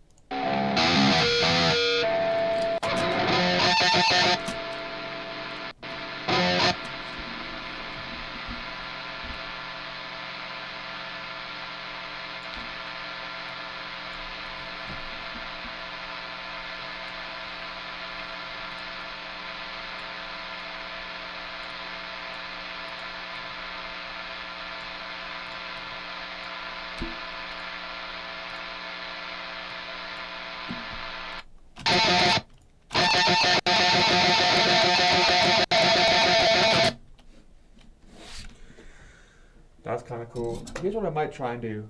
I might try to lay down a bass. It's probably not the best idea. I think it's probably better to start with the guitar, because that's kind of the instrument I'm more proficient with and I spend more time on. But I can just hear how the bass would go right in there under that.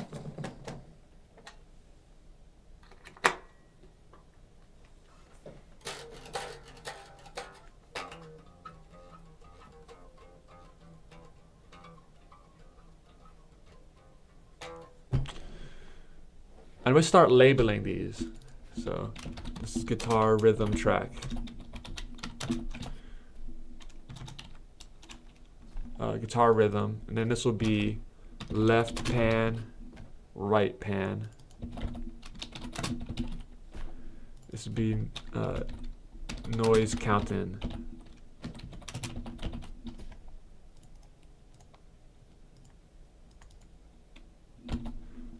Bass.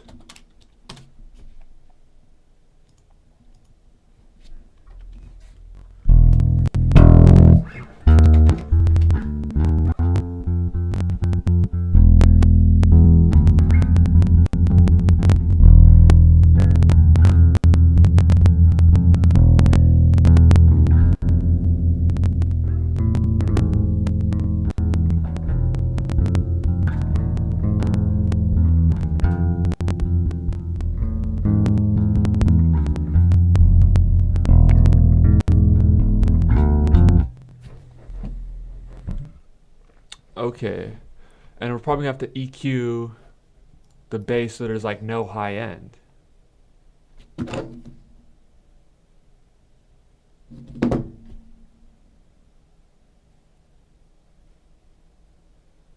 I'll look into it.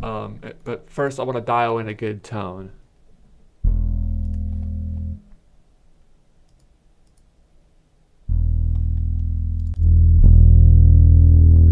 So I got this E-phonic expressor that I like a lot.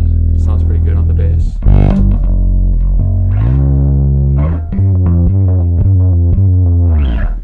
Here, and I'm gonna tune it up real quick actually, because I think I put it in a drop tuning too. So I'm gonna need to drop this all a whole step.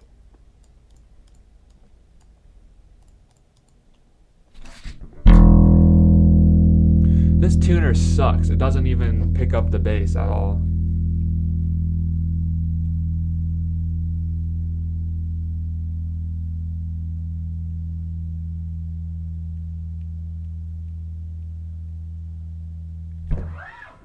For some reason, the one on my phone works better.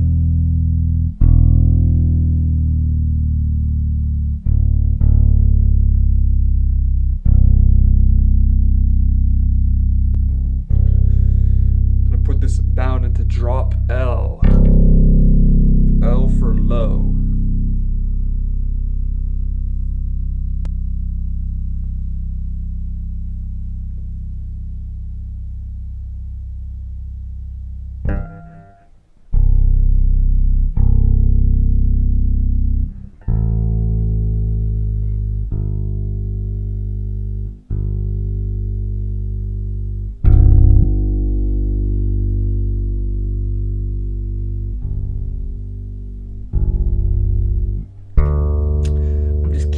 Drop C. There is no L in music. I fooled ya.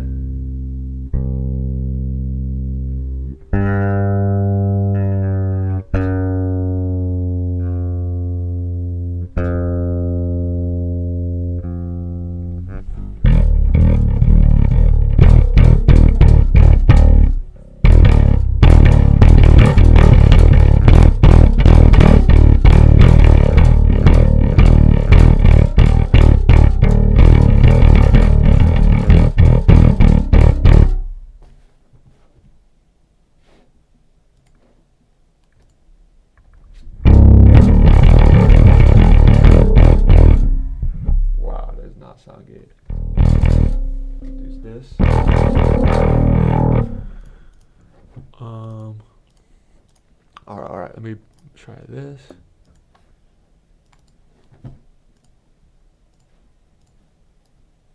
Yeah, let me bring this. So I have this shit way too high.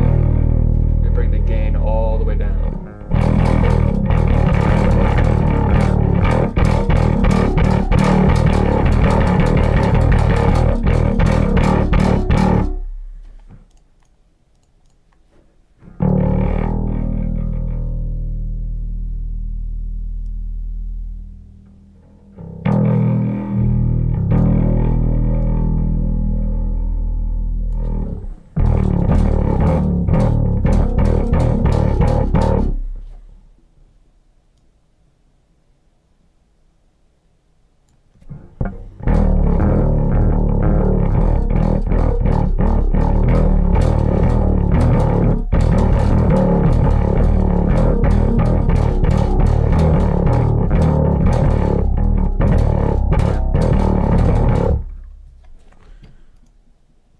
try a different. See, is there a bass amp VST? That's what I'm gonna look into. Bass amp VST free.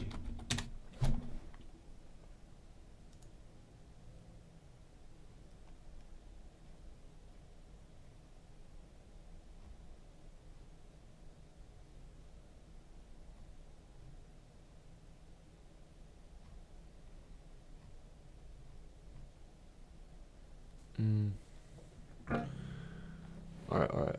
TSE audio. Download free.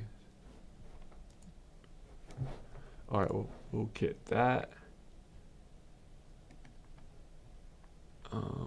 Custom shop amplitude.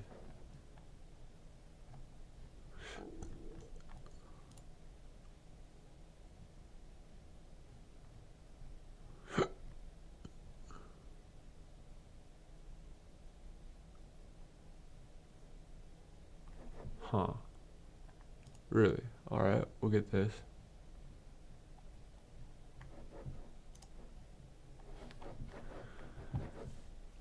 I can't believe, well, actually no, I could believe it. People pay for VSTs.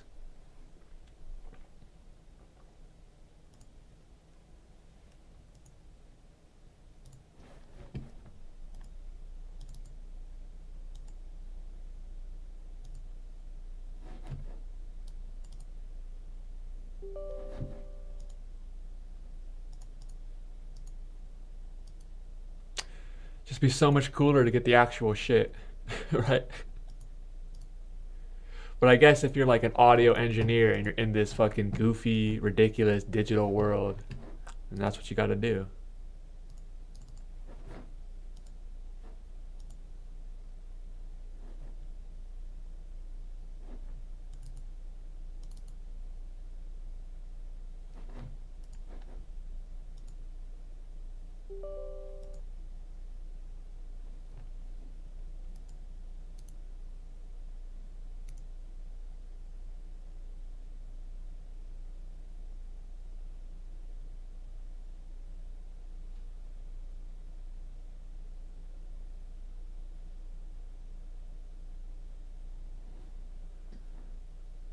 Oh shit, they want me to make an account. So all these fucking VST shit, they want you to make like accounts. If you have their free trial, or not the free trial, but like the free version of their stuff, they always need you to make like an account on there so they can send you a bunch of fucking emails.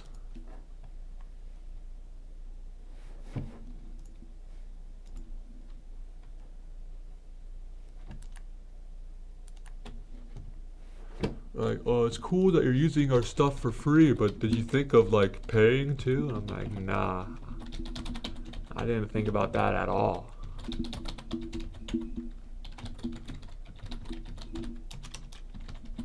We got a really good deal. It's like 50% off. Nope.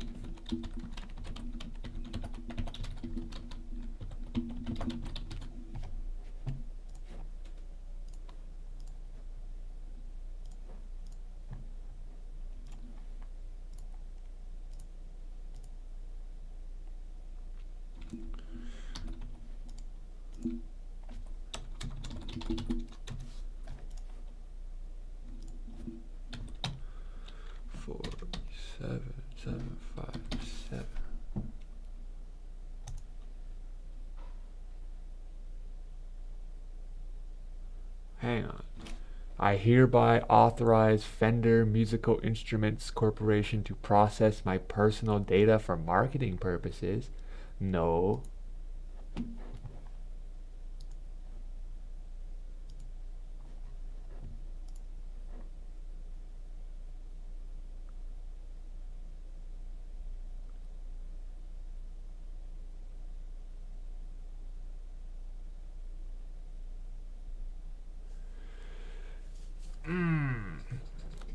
They already got you. This is the fucked up thing, is this Facebook.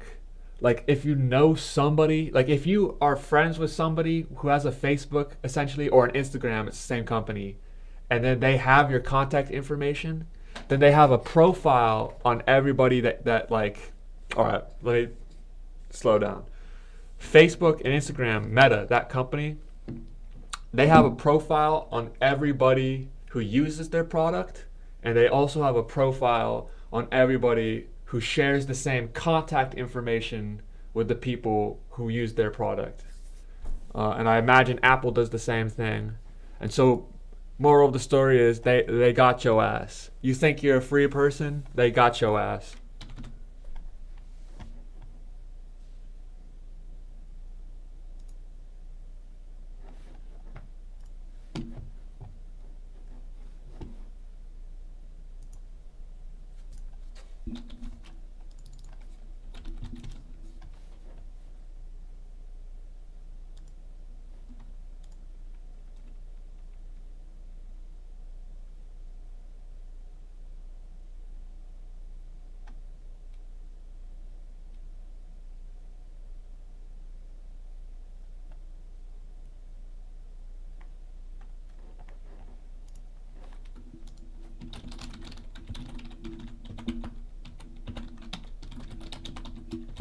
It's like that thing where it's like, do you consent to have your cookies? La la la la la. Like, the fucked up thing is like, it doesn't matter if you clicked accept or not. They like, the fact that you're getting that little pop-up at all means you already consented because you logged on to that website. So they're just fucking with you when they say like, accept or not accept, or they don't accept. But you already went on the website, and so they got it anyways.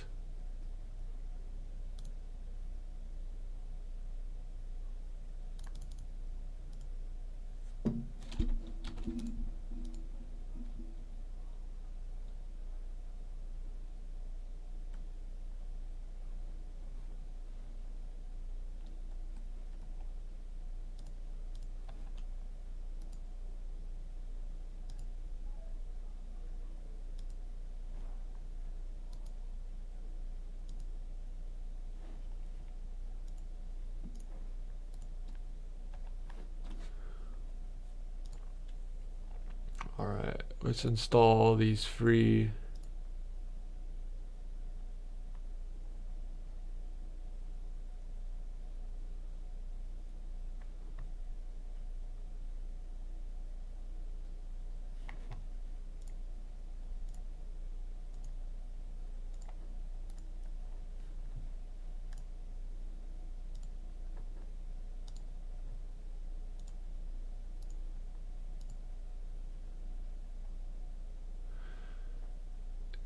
Why is this in like French?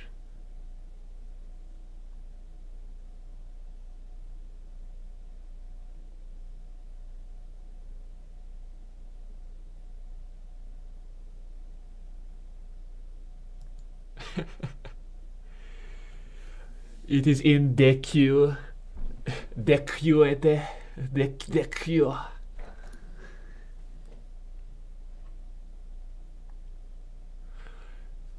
Autorisation.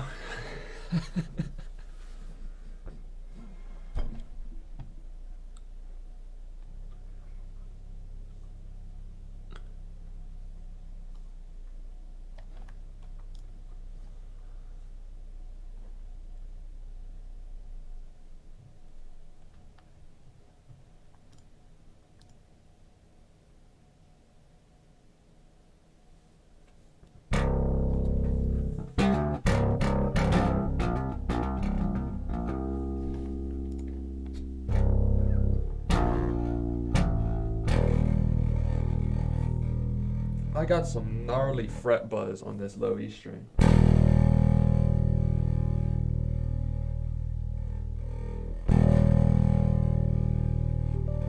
I gotta get that checked out at some point.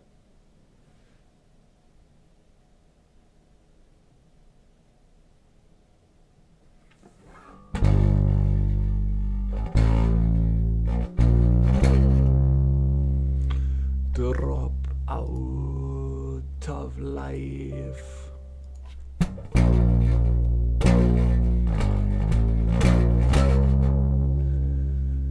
Proceeds the weedy and Nazareth.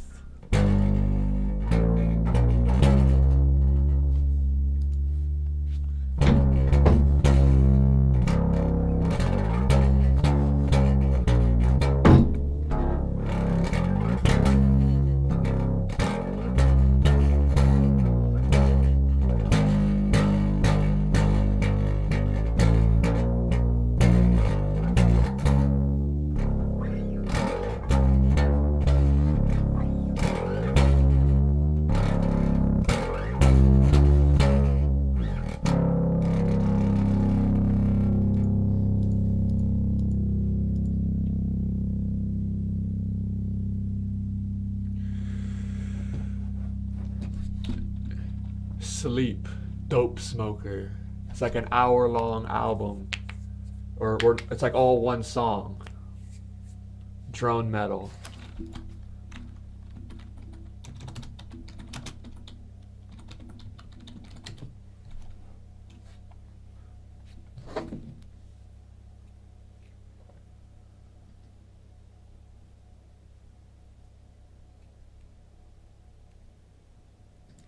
Dropped out of life.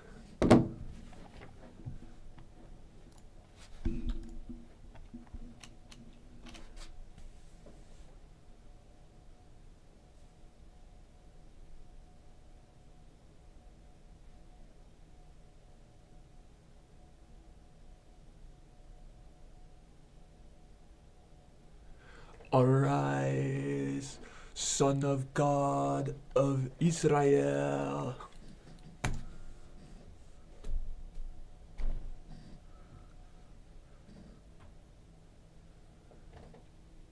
Stoner caravan emerged from Sansi. Oh man, now that's what I'm trying to play right now.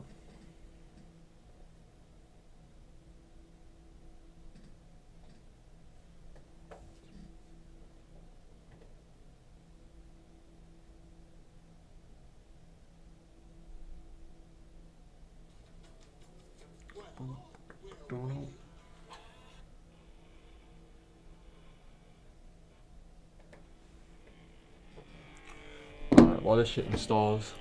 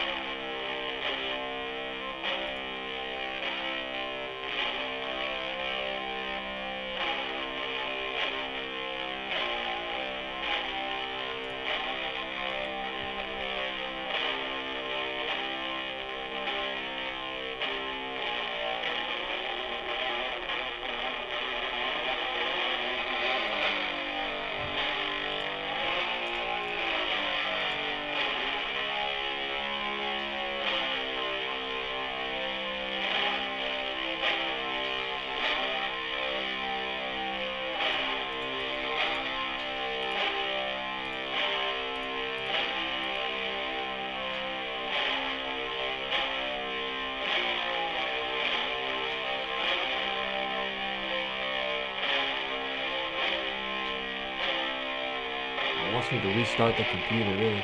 Alright, let's save this real quick. Oh shit, then the stream's gonna stop. No, I will restart the computer later.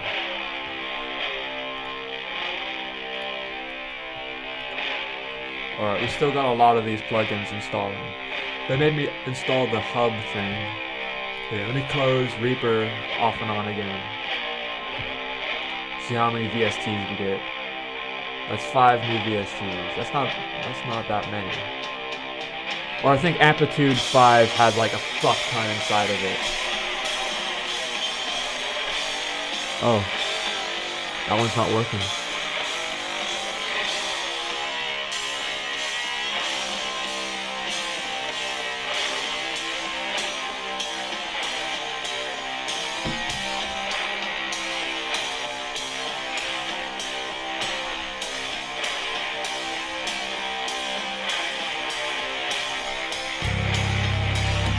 Oh, that's badass.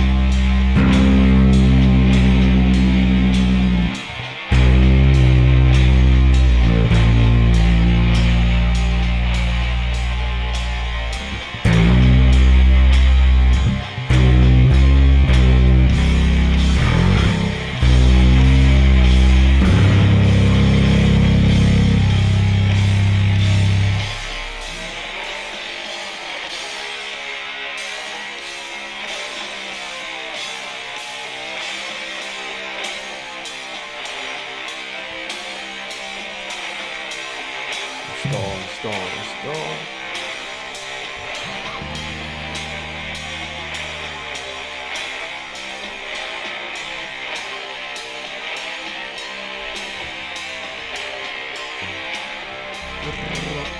Power to life.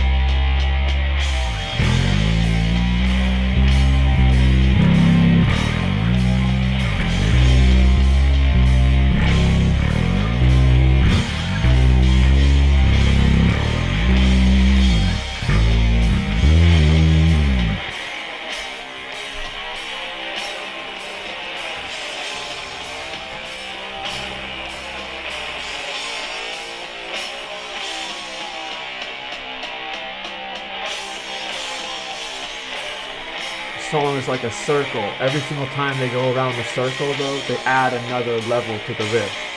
It's like it gets longer and longer and longer and longer and longer.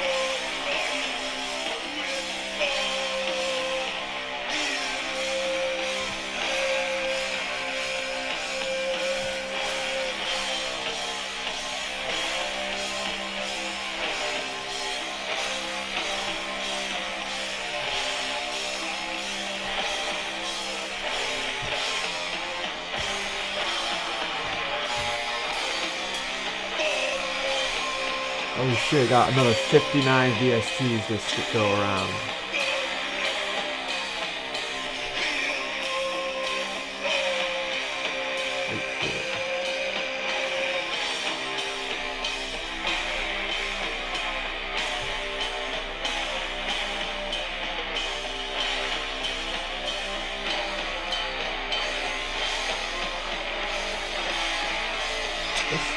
My hands are not getting any warmer. I'm just getting colder. Like, I have to close these blinds. It's that cold today.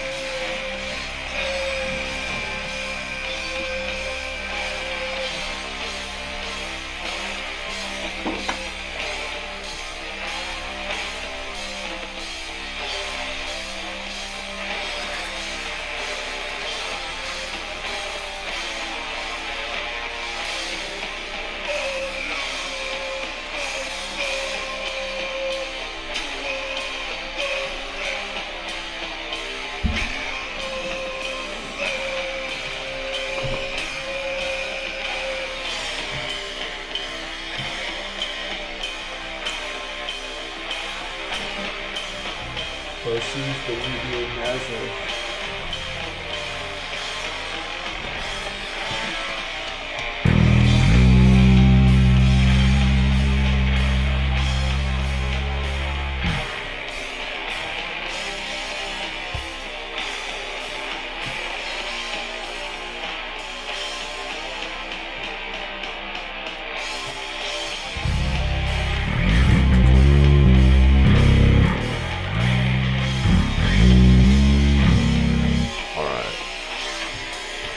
That's enough.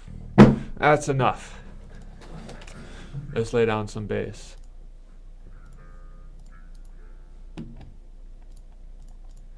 Do you think that we do the same trick with like the panning for the bass too? Is that a good idea? I'll try it out.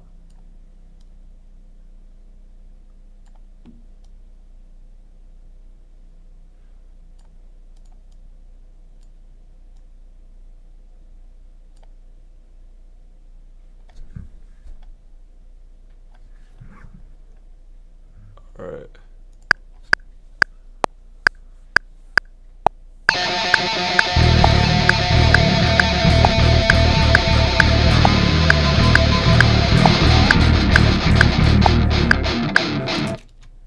Hold up. Hold up. Let's listen to this. Sounds pretty badass just by itself already.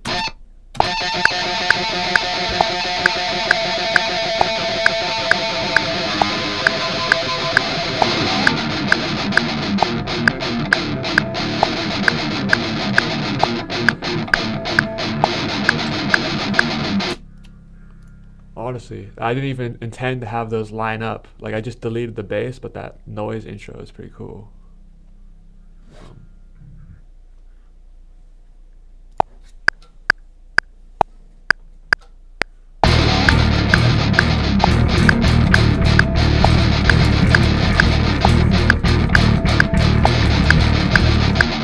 I'm having a hard time with that bass riff. Alright, alright. Shake these hands out. Yeah.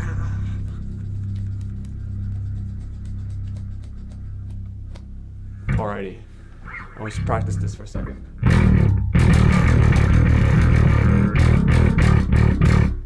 I'm trying to do it finger plucking. I don't think this is a finger plucking one. I think we gotta like do the. Alright, I'm gonna mute this. So if I mute the parent track, does that mute? Yeah, it does. All right, cool.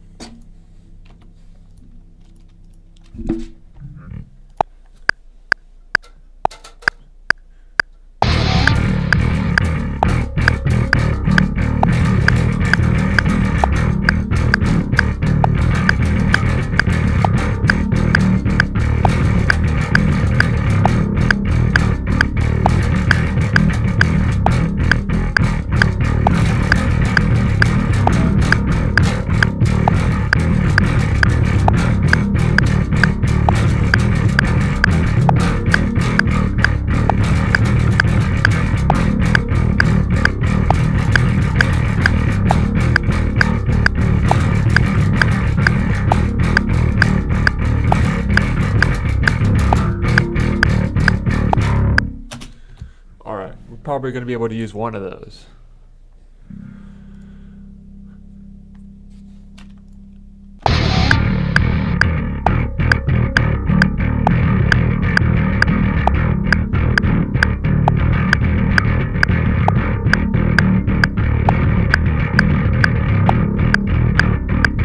That was the best one right there.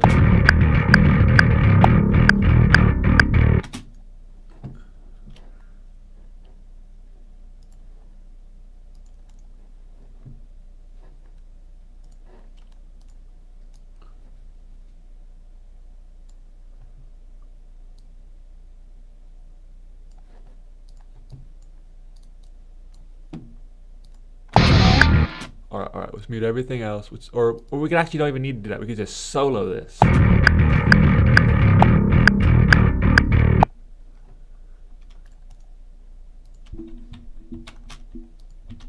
So let's see if this loops right. That loops perfectly. Alright, and then let's try to get another little one, and then we can try to take that and use that as the right ear.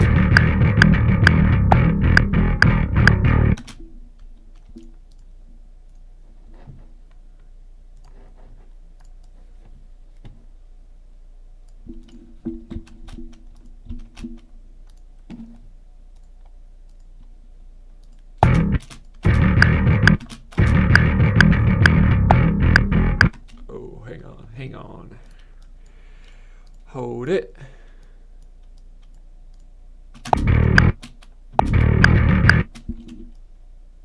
Let's just squeeze that a little.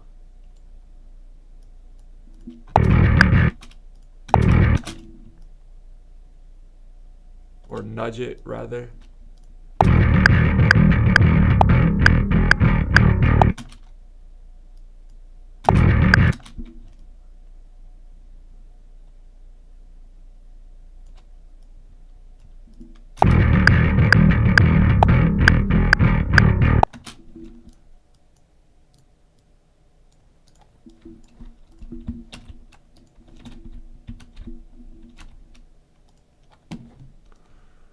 Alright, so let's try doing that panning thing and see how that sounds.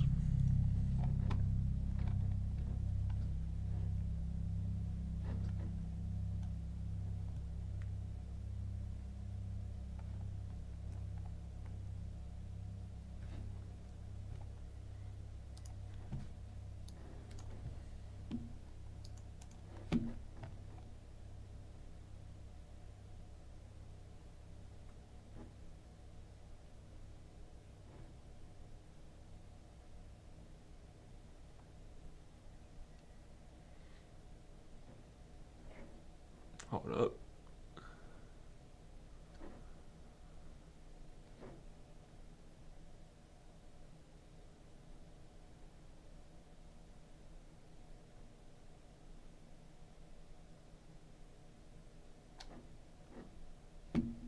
Wait, how the fuck did I just do that then? Here we go, envelopes. Is there like a shortcut to that, like P? There is. I guessed it correctly.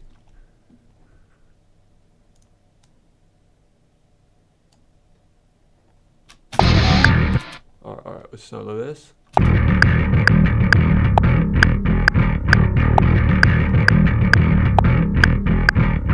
That is not the best take. I think the right ear is letting us down here.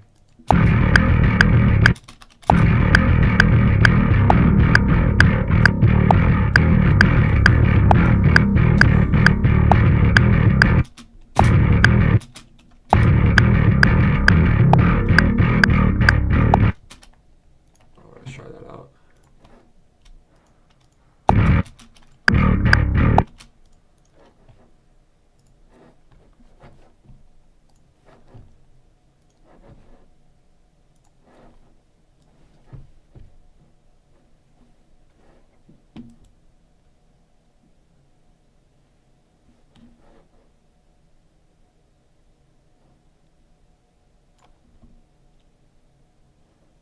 Wait. What just happened? Oh, I see.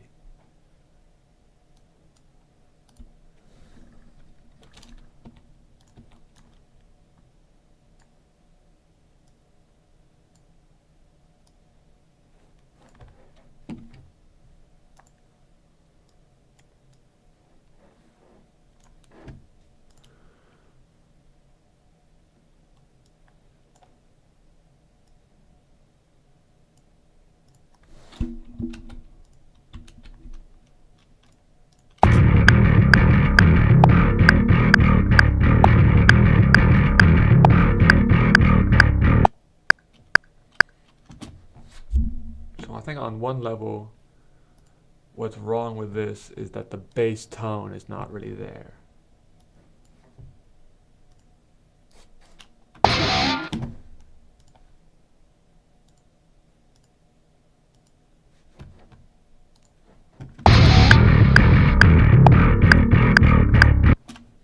Alright.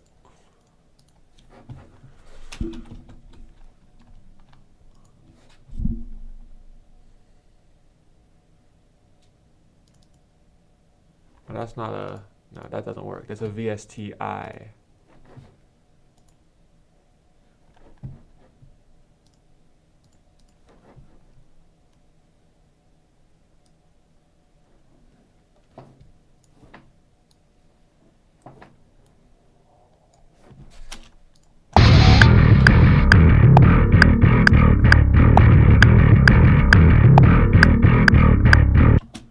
We'll see how that sounds underneath this then. Let's unmute that.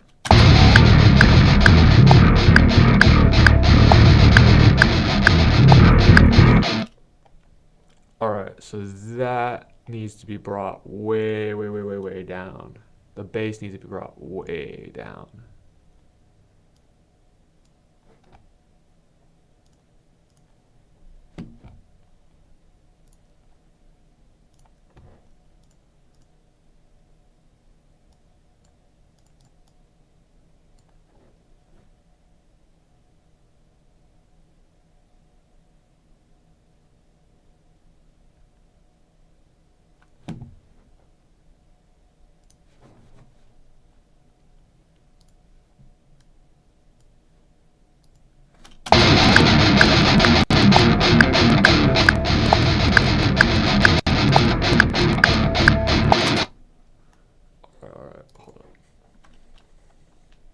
I'm like shivering. Like it's cold. What the fuck?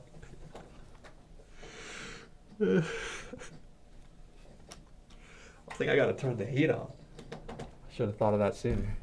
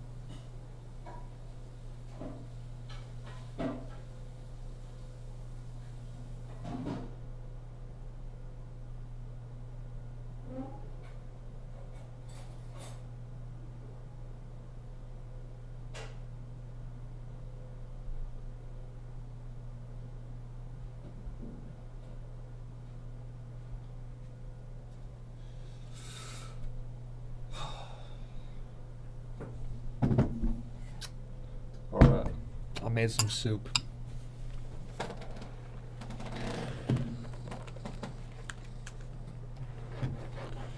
We'll look up some information about how to get good bass tone while we eat this.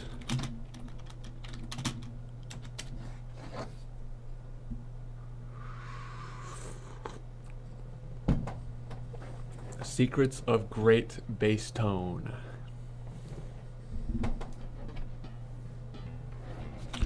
I watched this video, but specifically metal bass tone.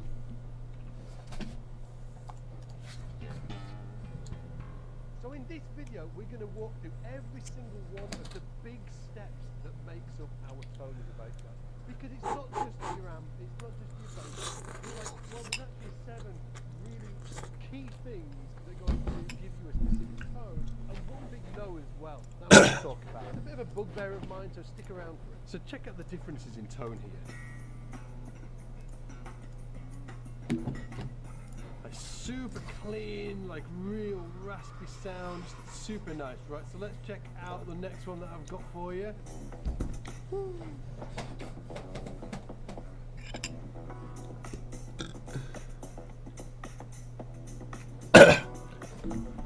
Obviously this is a jazz bass, right? But it sounds completely different to this. You've got guys like Billy Sheehan, for instance. And then, obviously, the man, James Jameson.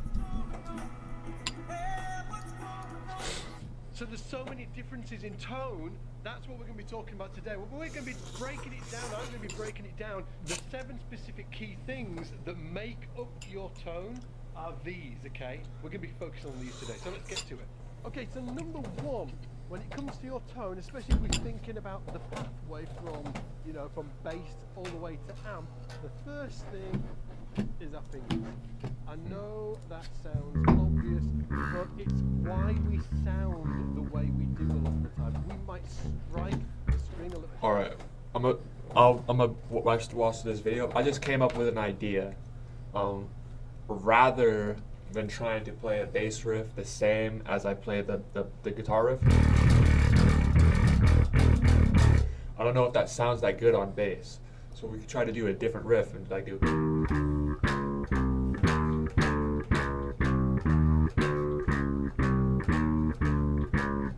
slightly different rhythm to it, but still kind of the same chromatic idea.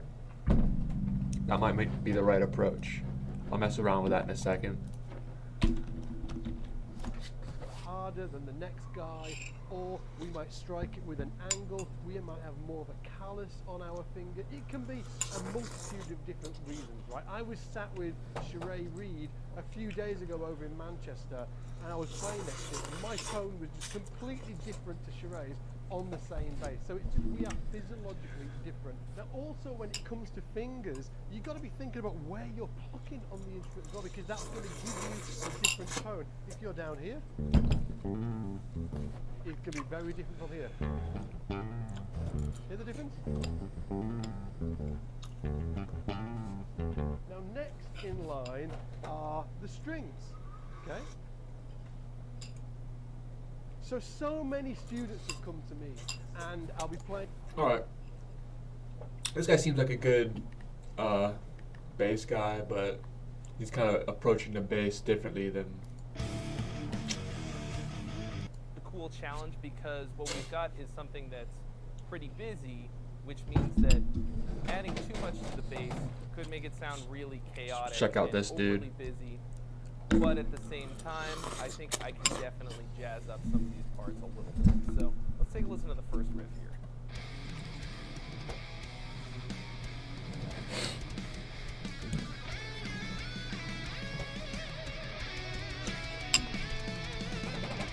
So there's kind of a lot going on there. It's a bit of a thrashy power metal sort of a thing. I'm tuned down a whole step, but I'm gonna say all the note names as if we're in standard tune. So we're in the key of A flat. So that's kind of what the guitars are doing. This guy's talking about Writing better bass lines. How to record solid bass metal tone. That's what I'm looking for. Alright, you can make bass recording complicated if you want. You can record a bass cap, you can combine that with DI signals, maybe some other signals in the pedal, and that can be great. I've done that many times with good results on a few records. But it can also get a little messy and a little stressful as you're trying to make sure all the phases align for all these different tracks. So honestly, a lot of the time, I'm 100% happy to just keep it super simple with bass, and I'm going to show you in this video how to get a solid bass tone dialed in for rock and metal, heavy music in just a few minutes. So step one is to have a decent bass guitar set up well and with fresh strings. And it doesn't have to be a fancy, expensive bass. I'm using a Squire jazz bass here, so this is a low-end bass. I bought it off a friend years ago to have as a backup at my studio, just in this. So I'm thinking I might want to get this bass set up because it has a lot of string buzz, and I think these strings are also pretty old on top of that. So that's probably affecting my tone here. I also need some strings for my acoustic. Cases where the band came in. So I might head on down to Guitar Center later. Just a garbage bass, not set up well, wrong strings, stuff like that. Couldn't get a good tone. Whatever it was, we had this as a backup, and this bass actually made its way onto dozens and dozens of local bands recordings and actually a few notable records, I think. So again, it doesn't have to be a super high-end bass, but you gotta have a solid, decent bass that's well set up with fresh strings. All right, step 2 of 2 is Sans Amp. So this is the bass driver DI pedal. This is what I've used. Hey, that's hilarious. So he's got the Sans Amp bass driver pedal, and we got the actual same exact VST. That's pretty funny. It's like literally the exact same thing, but in VST form. He's got the real deal though. Used in my studio for many, many years. Now you can swap this out for some of the Sans Amp rack units that are out there, and I'm going to give you the plugin alternative as well later in this video. But this plugin has served me really well, and the Sans Amp is just, it really is just the rock and heavy music bass tone. It just gives you such a solid foundation, and you can use that to build upon in pretty much any rock, metal, heavy mix. So without further ado, let's check it out. So here is my DI sound. Sans Amp. So this guy's using Pro Tools. I feel like Pro Tools just looks really fucking ugly, personally. Maybe it's because he's using Mac. I'm not a fan of Pro Tools. Pedal on. Hear how it just instantly shapes the tone, you know, the way that we're used to hearing for this type of music. Here we go again.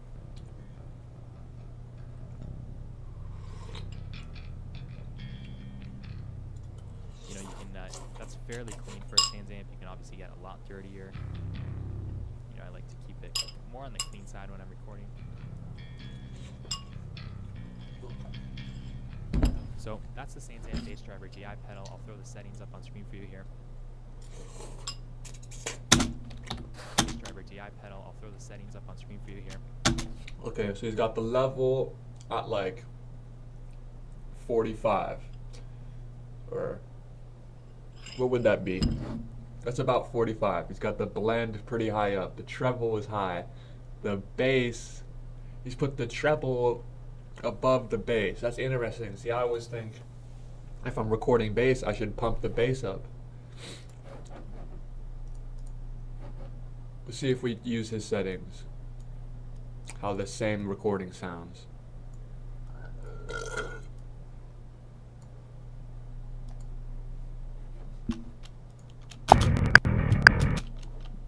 Alright, we'll turn off this expressor because that's fucking up the sound here. And this EQ.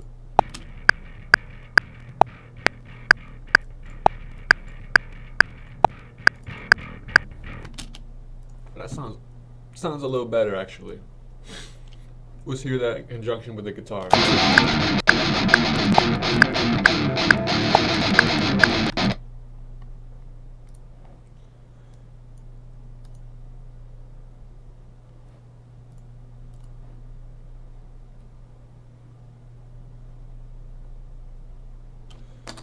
So now why is this so loud though?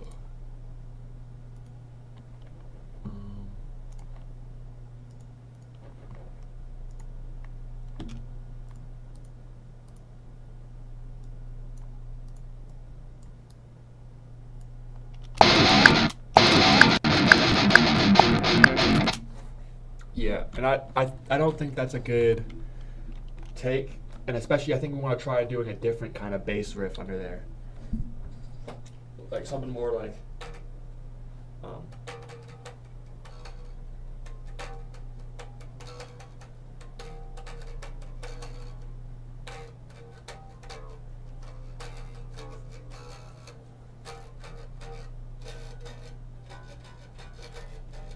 that's good.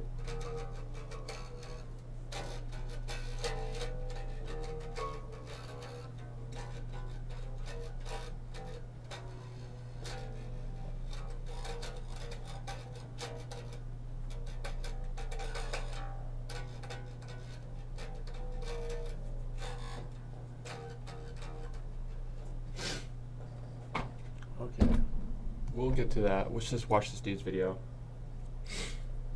Now let's just check out how it sounds in the mix.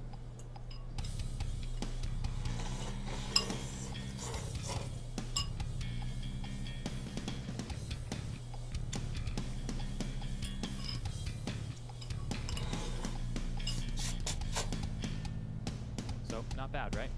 Fits the mix pretty well. Let's even hear it with the entire band context here.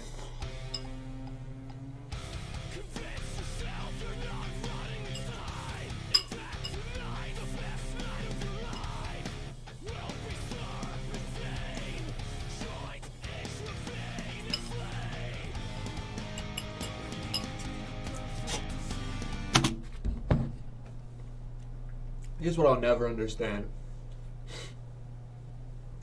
If you're trying to make a hardcore band,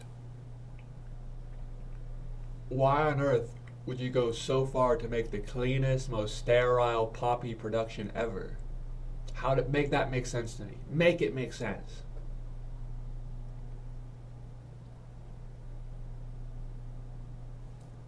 You hearing this? Like, yeah, there's guitars and there's yelling, but it basically sounds the same as a pop record. I mean, come on.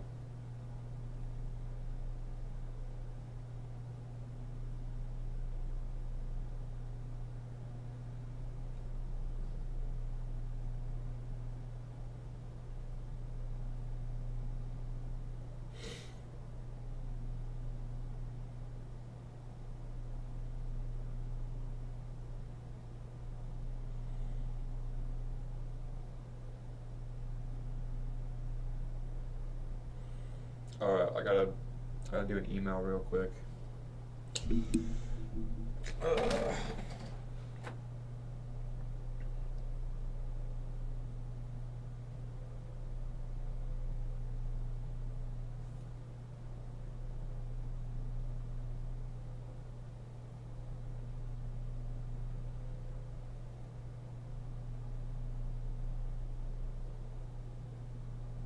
Oh shit.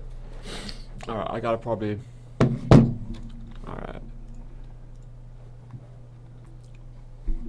I'll get to that, actually. Whatever, fuck it.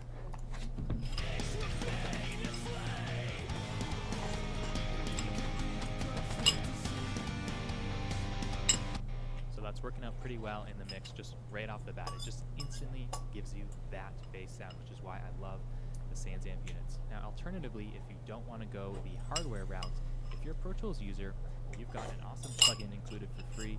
It is the Sans Amp PSA1 plugin. Now, I've got it set to default to just load up. Sans Amp PSA1. PSA1 free.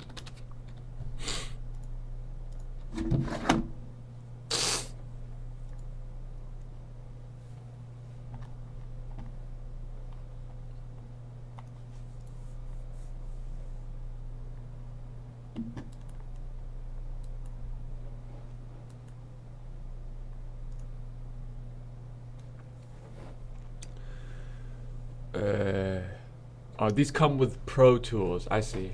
That's what he was saying. SVT setting here, but this will be in your settings under Sans Amp Factory. SVT, there it is. So let's check out how this sounds. Pretty close, right? Sounds great. Now again, let's bypass that and turn the pedal back on.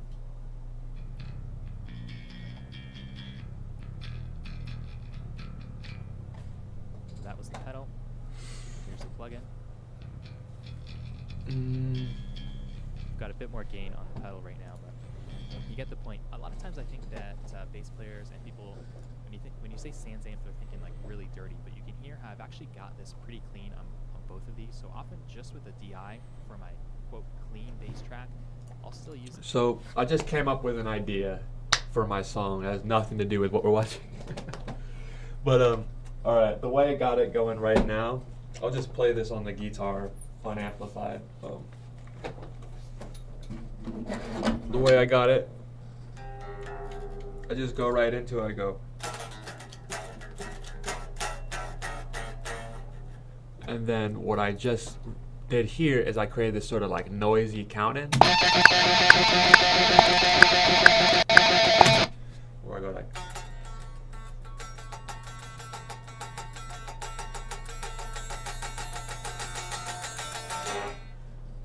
But I think what I could do is during that noise thing, you could have like this sort of build up where it goes.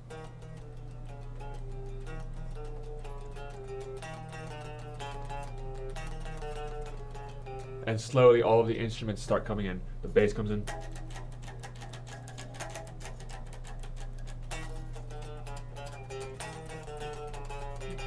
And then it goes into a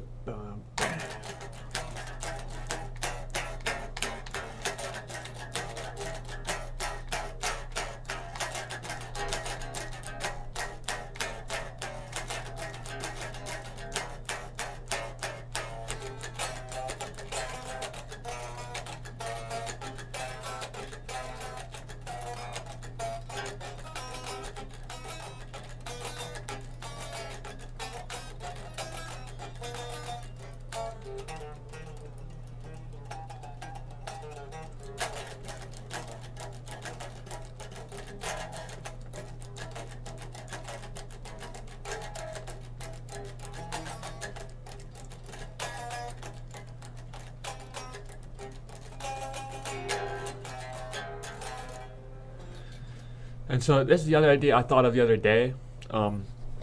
There is this convention in writing music that's very, I think it's, for me, it's very difficult to explain. But it's basically like the first time they go into the chorus, they only do half of the chorus. And the example I have is like Nirvana, Come As You Are, where it's like, you know, the verse, come as you are, as I want you to be, da da da. Then and it goes, as I know memory, memory, memory. And then it goes back into the verse. Come as you are, as you were, as I come, doused in mud, soaked in bleach, something. Memory, memory. And then the second time it goes to the chorus, they have a second part of the chorus. When I swear that I don't have a gun. No, I don't have a gun. Right? And so the second time it goes through the chorus, it loops around, there's a second part to the chorus. And so I sort of have this part where it's like,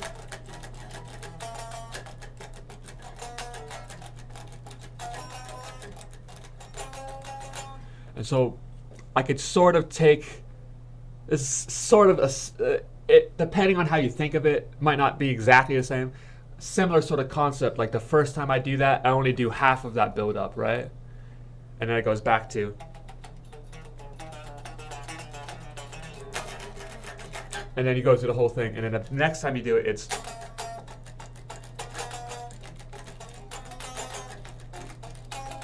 then you build it higher.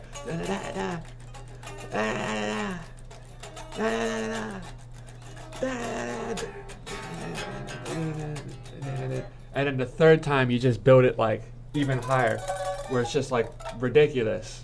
And then it goes into like, I don't know. You see what I'm going for there? We can figure out specifically how we do it. So each time you get to that part, it builds it up higher and higher. So like first time it'd be like, so I'm marching along to the same old song. It goes on and into the setting sun.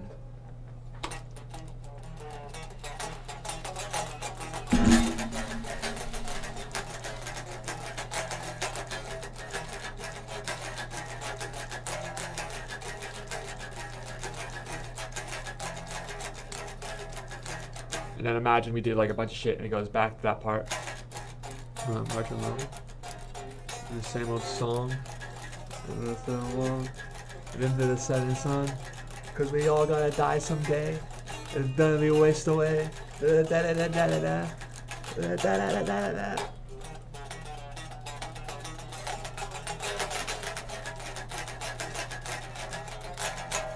Some shit like that. And then each time you come back to it, you get more and more until it's the last time you do it. And it just gets like ridiculous. And you just start screaming unhinged, very unhinged.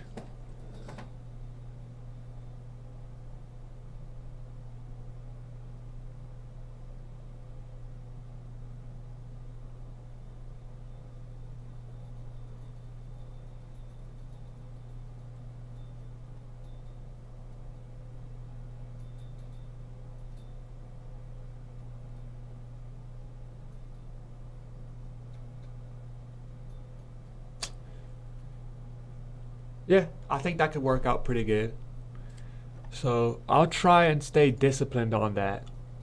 I think we were kind of figuring out a vague plan. Here's what I'll do. I'll try and like play through the song very just a rough, very rough like initial go, just with on the guitar real quick. Just so there's like a framework that we can fuck with. And I'm just gonna have like this. I'm gonna go like 2 minutes in ahead, and then just like try to do like a playthrough of it. And I'm just gonna turn off the metronome and everything, and not worry about being in time or anything like that. Just so we kind of have like the like the vague, the point of this is the order of parts, and so I'm gonna try to think that out. So it'd be like starts with. All right, let me just record this real quick. Let me turn off the counting for the all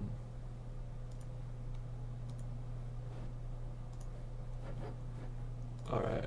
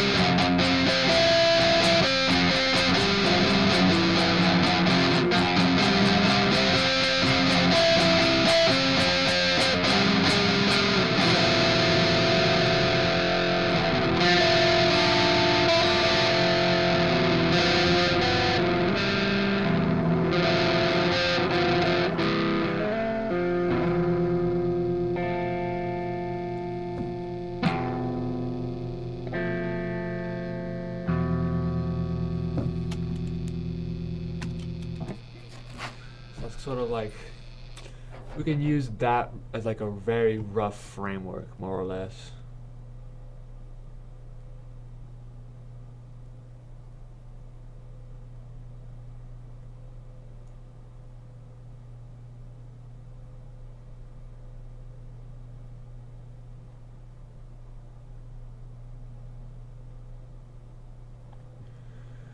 But yeah, I might be reaching the end of my wits on this one right here, but I'll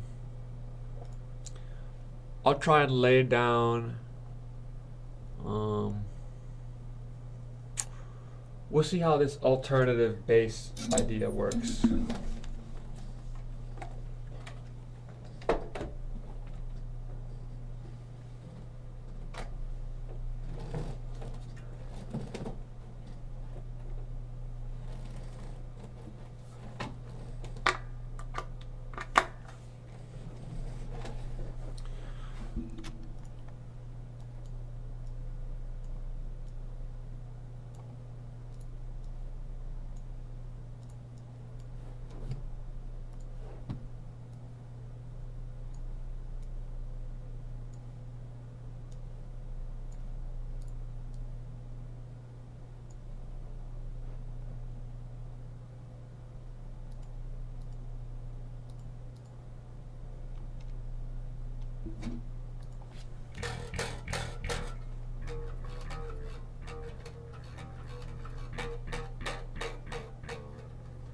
Should I just use a pick?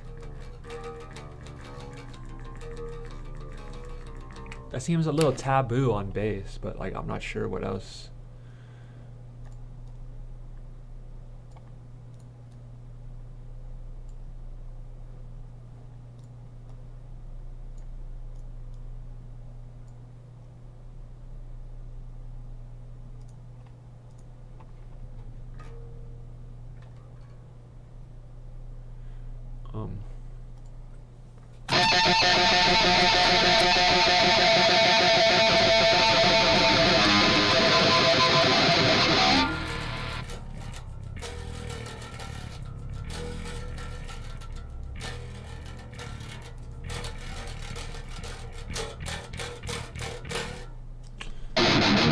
Alright, let's try this.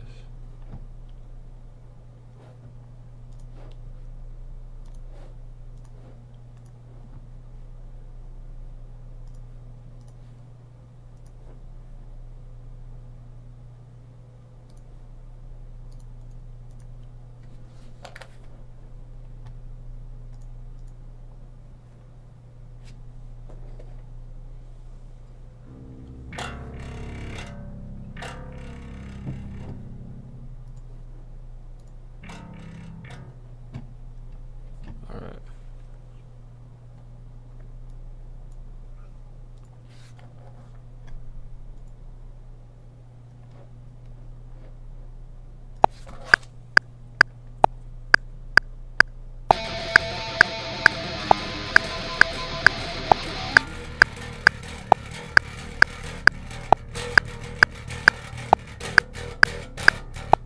Wow.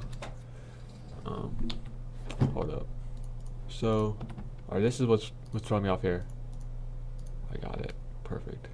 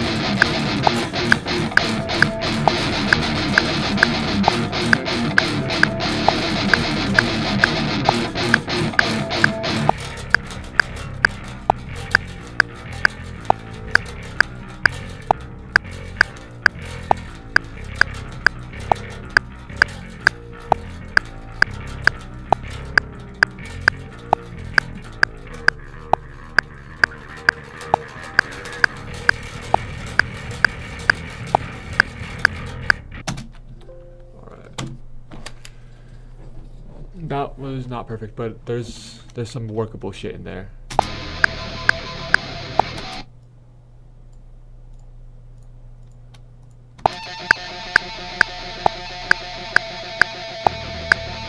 Oh, that sounds good. There you go.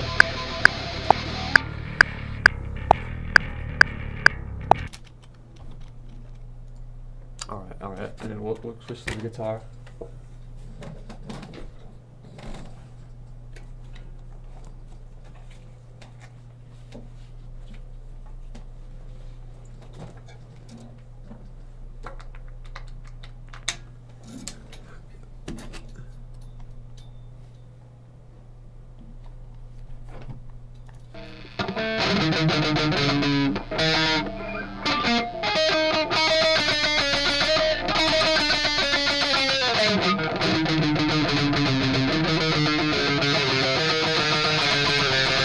There might be a little too Black Flag.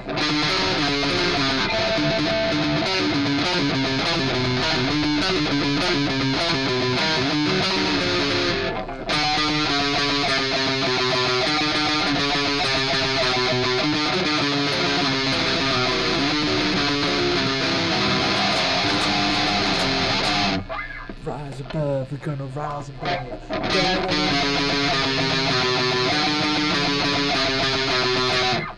All right, let's just say it's a clever homage. It's a clever homage to Black Flag.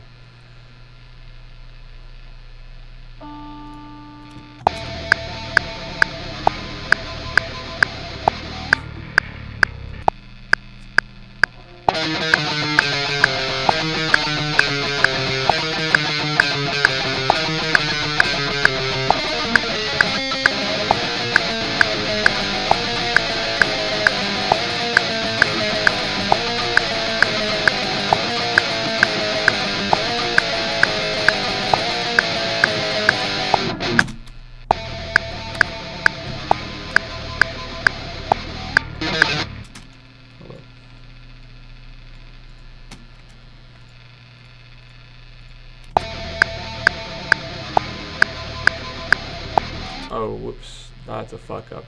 That's a pretty big fuck up. Alright, I gotta undo all of that then. Fuck.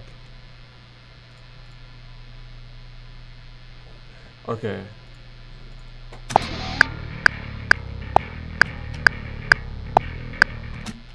So, got this part.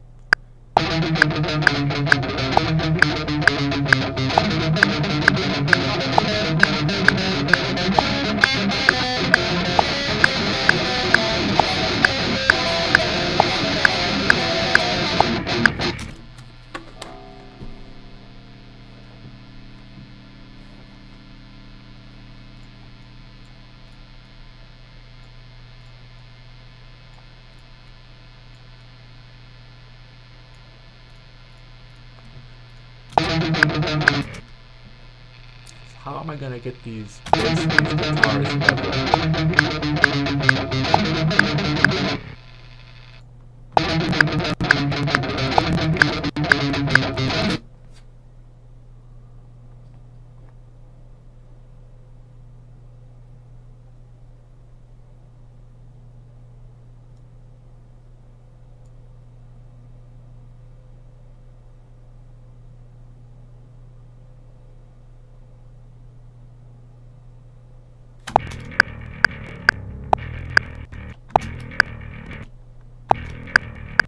What the fuck happened now?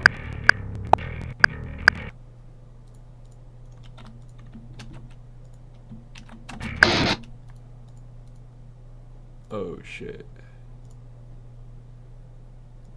Oh fucker. Here. I gotcha. Gotcha.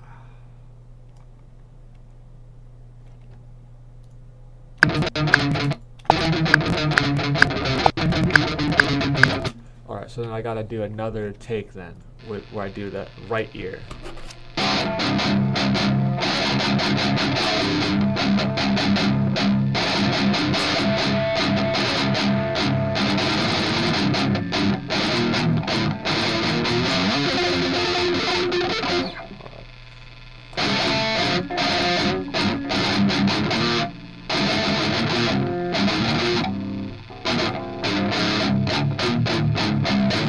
I think yesterday I came up with another part. I'm gonna have to go back and watch the stream and see how that fits in. Because I remember I was going like, alright, it goes down.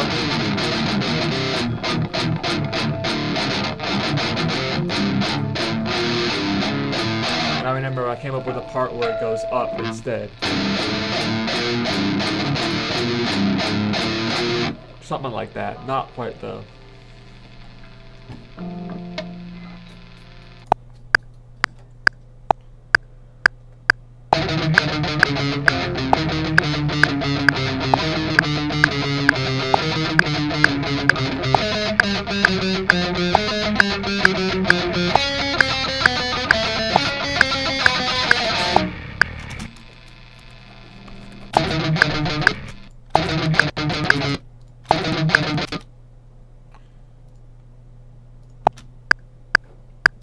What happens now? Why is that all quiet though? What the fuck is that?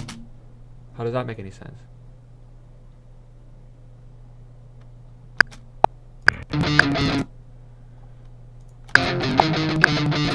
So if I solo that, I get it. But if I solo this, then I don't. What the fuck?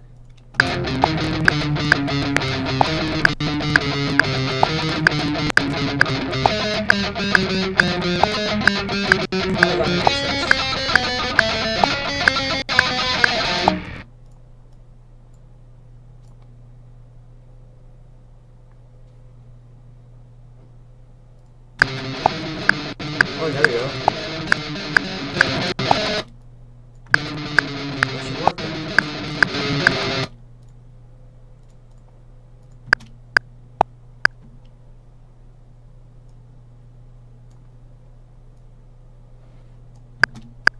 What the fuck?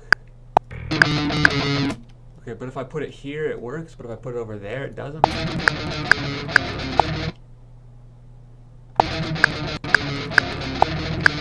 That don't make no sense at all.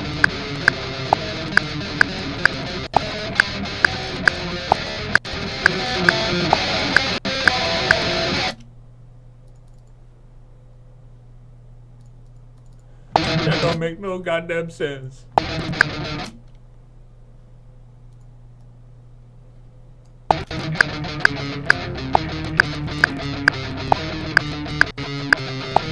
Alright, now my brain is short-circuiting.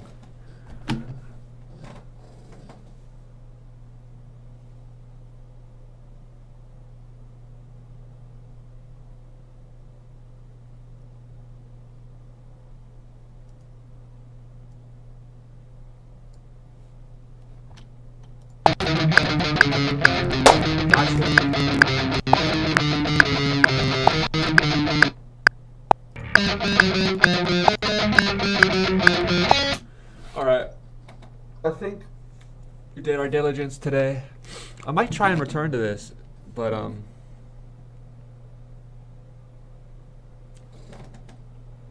don't know. I think I'm at what you might call your wit's end for the moment.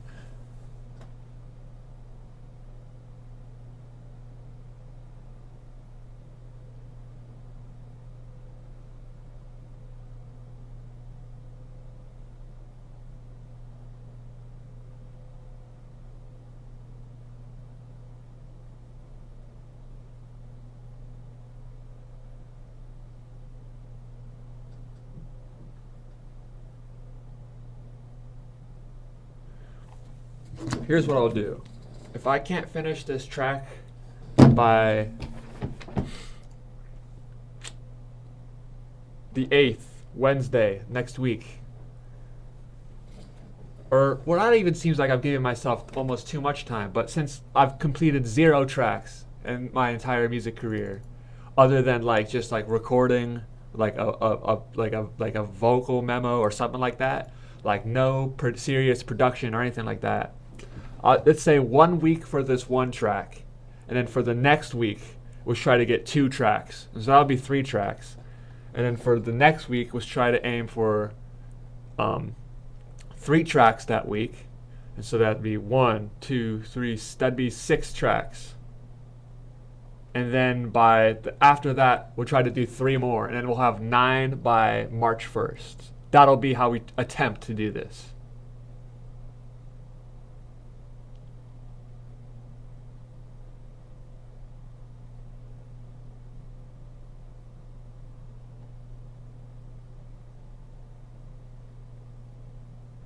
So this first one is going to be a fucking slog, but we're going to try to bang out this only 1 track in this whole week. And then the next week, we'll have attained the skills to do 2 tracks in a week. And the week after, we'll do 3. And then the week after that, we'll do another 3. And then, I hope that makes sense. We'll try to hold ourselves to those deadlines.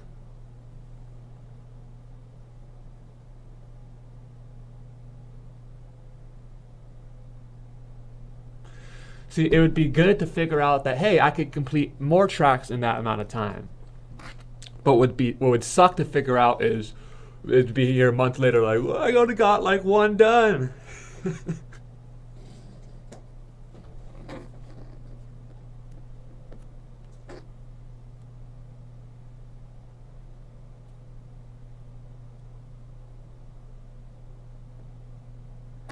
I would be cool with figuring out I could do more tracks in that amount of time. The alternative would not be cool. Alright then, I'm gonna sign off for the day. Let's see, how long did I go for?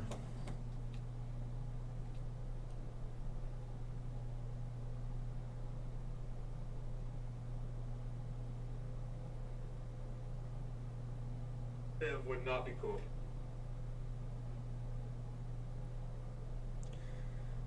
That's a good 4 hours. 4 hours of effort. Can't really snark at that. Maybe you can, but I'm trying.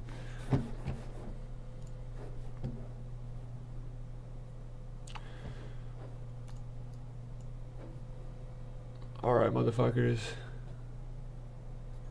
Eat shit and die. Have a good one.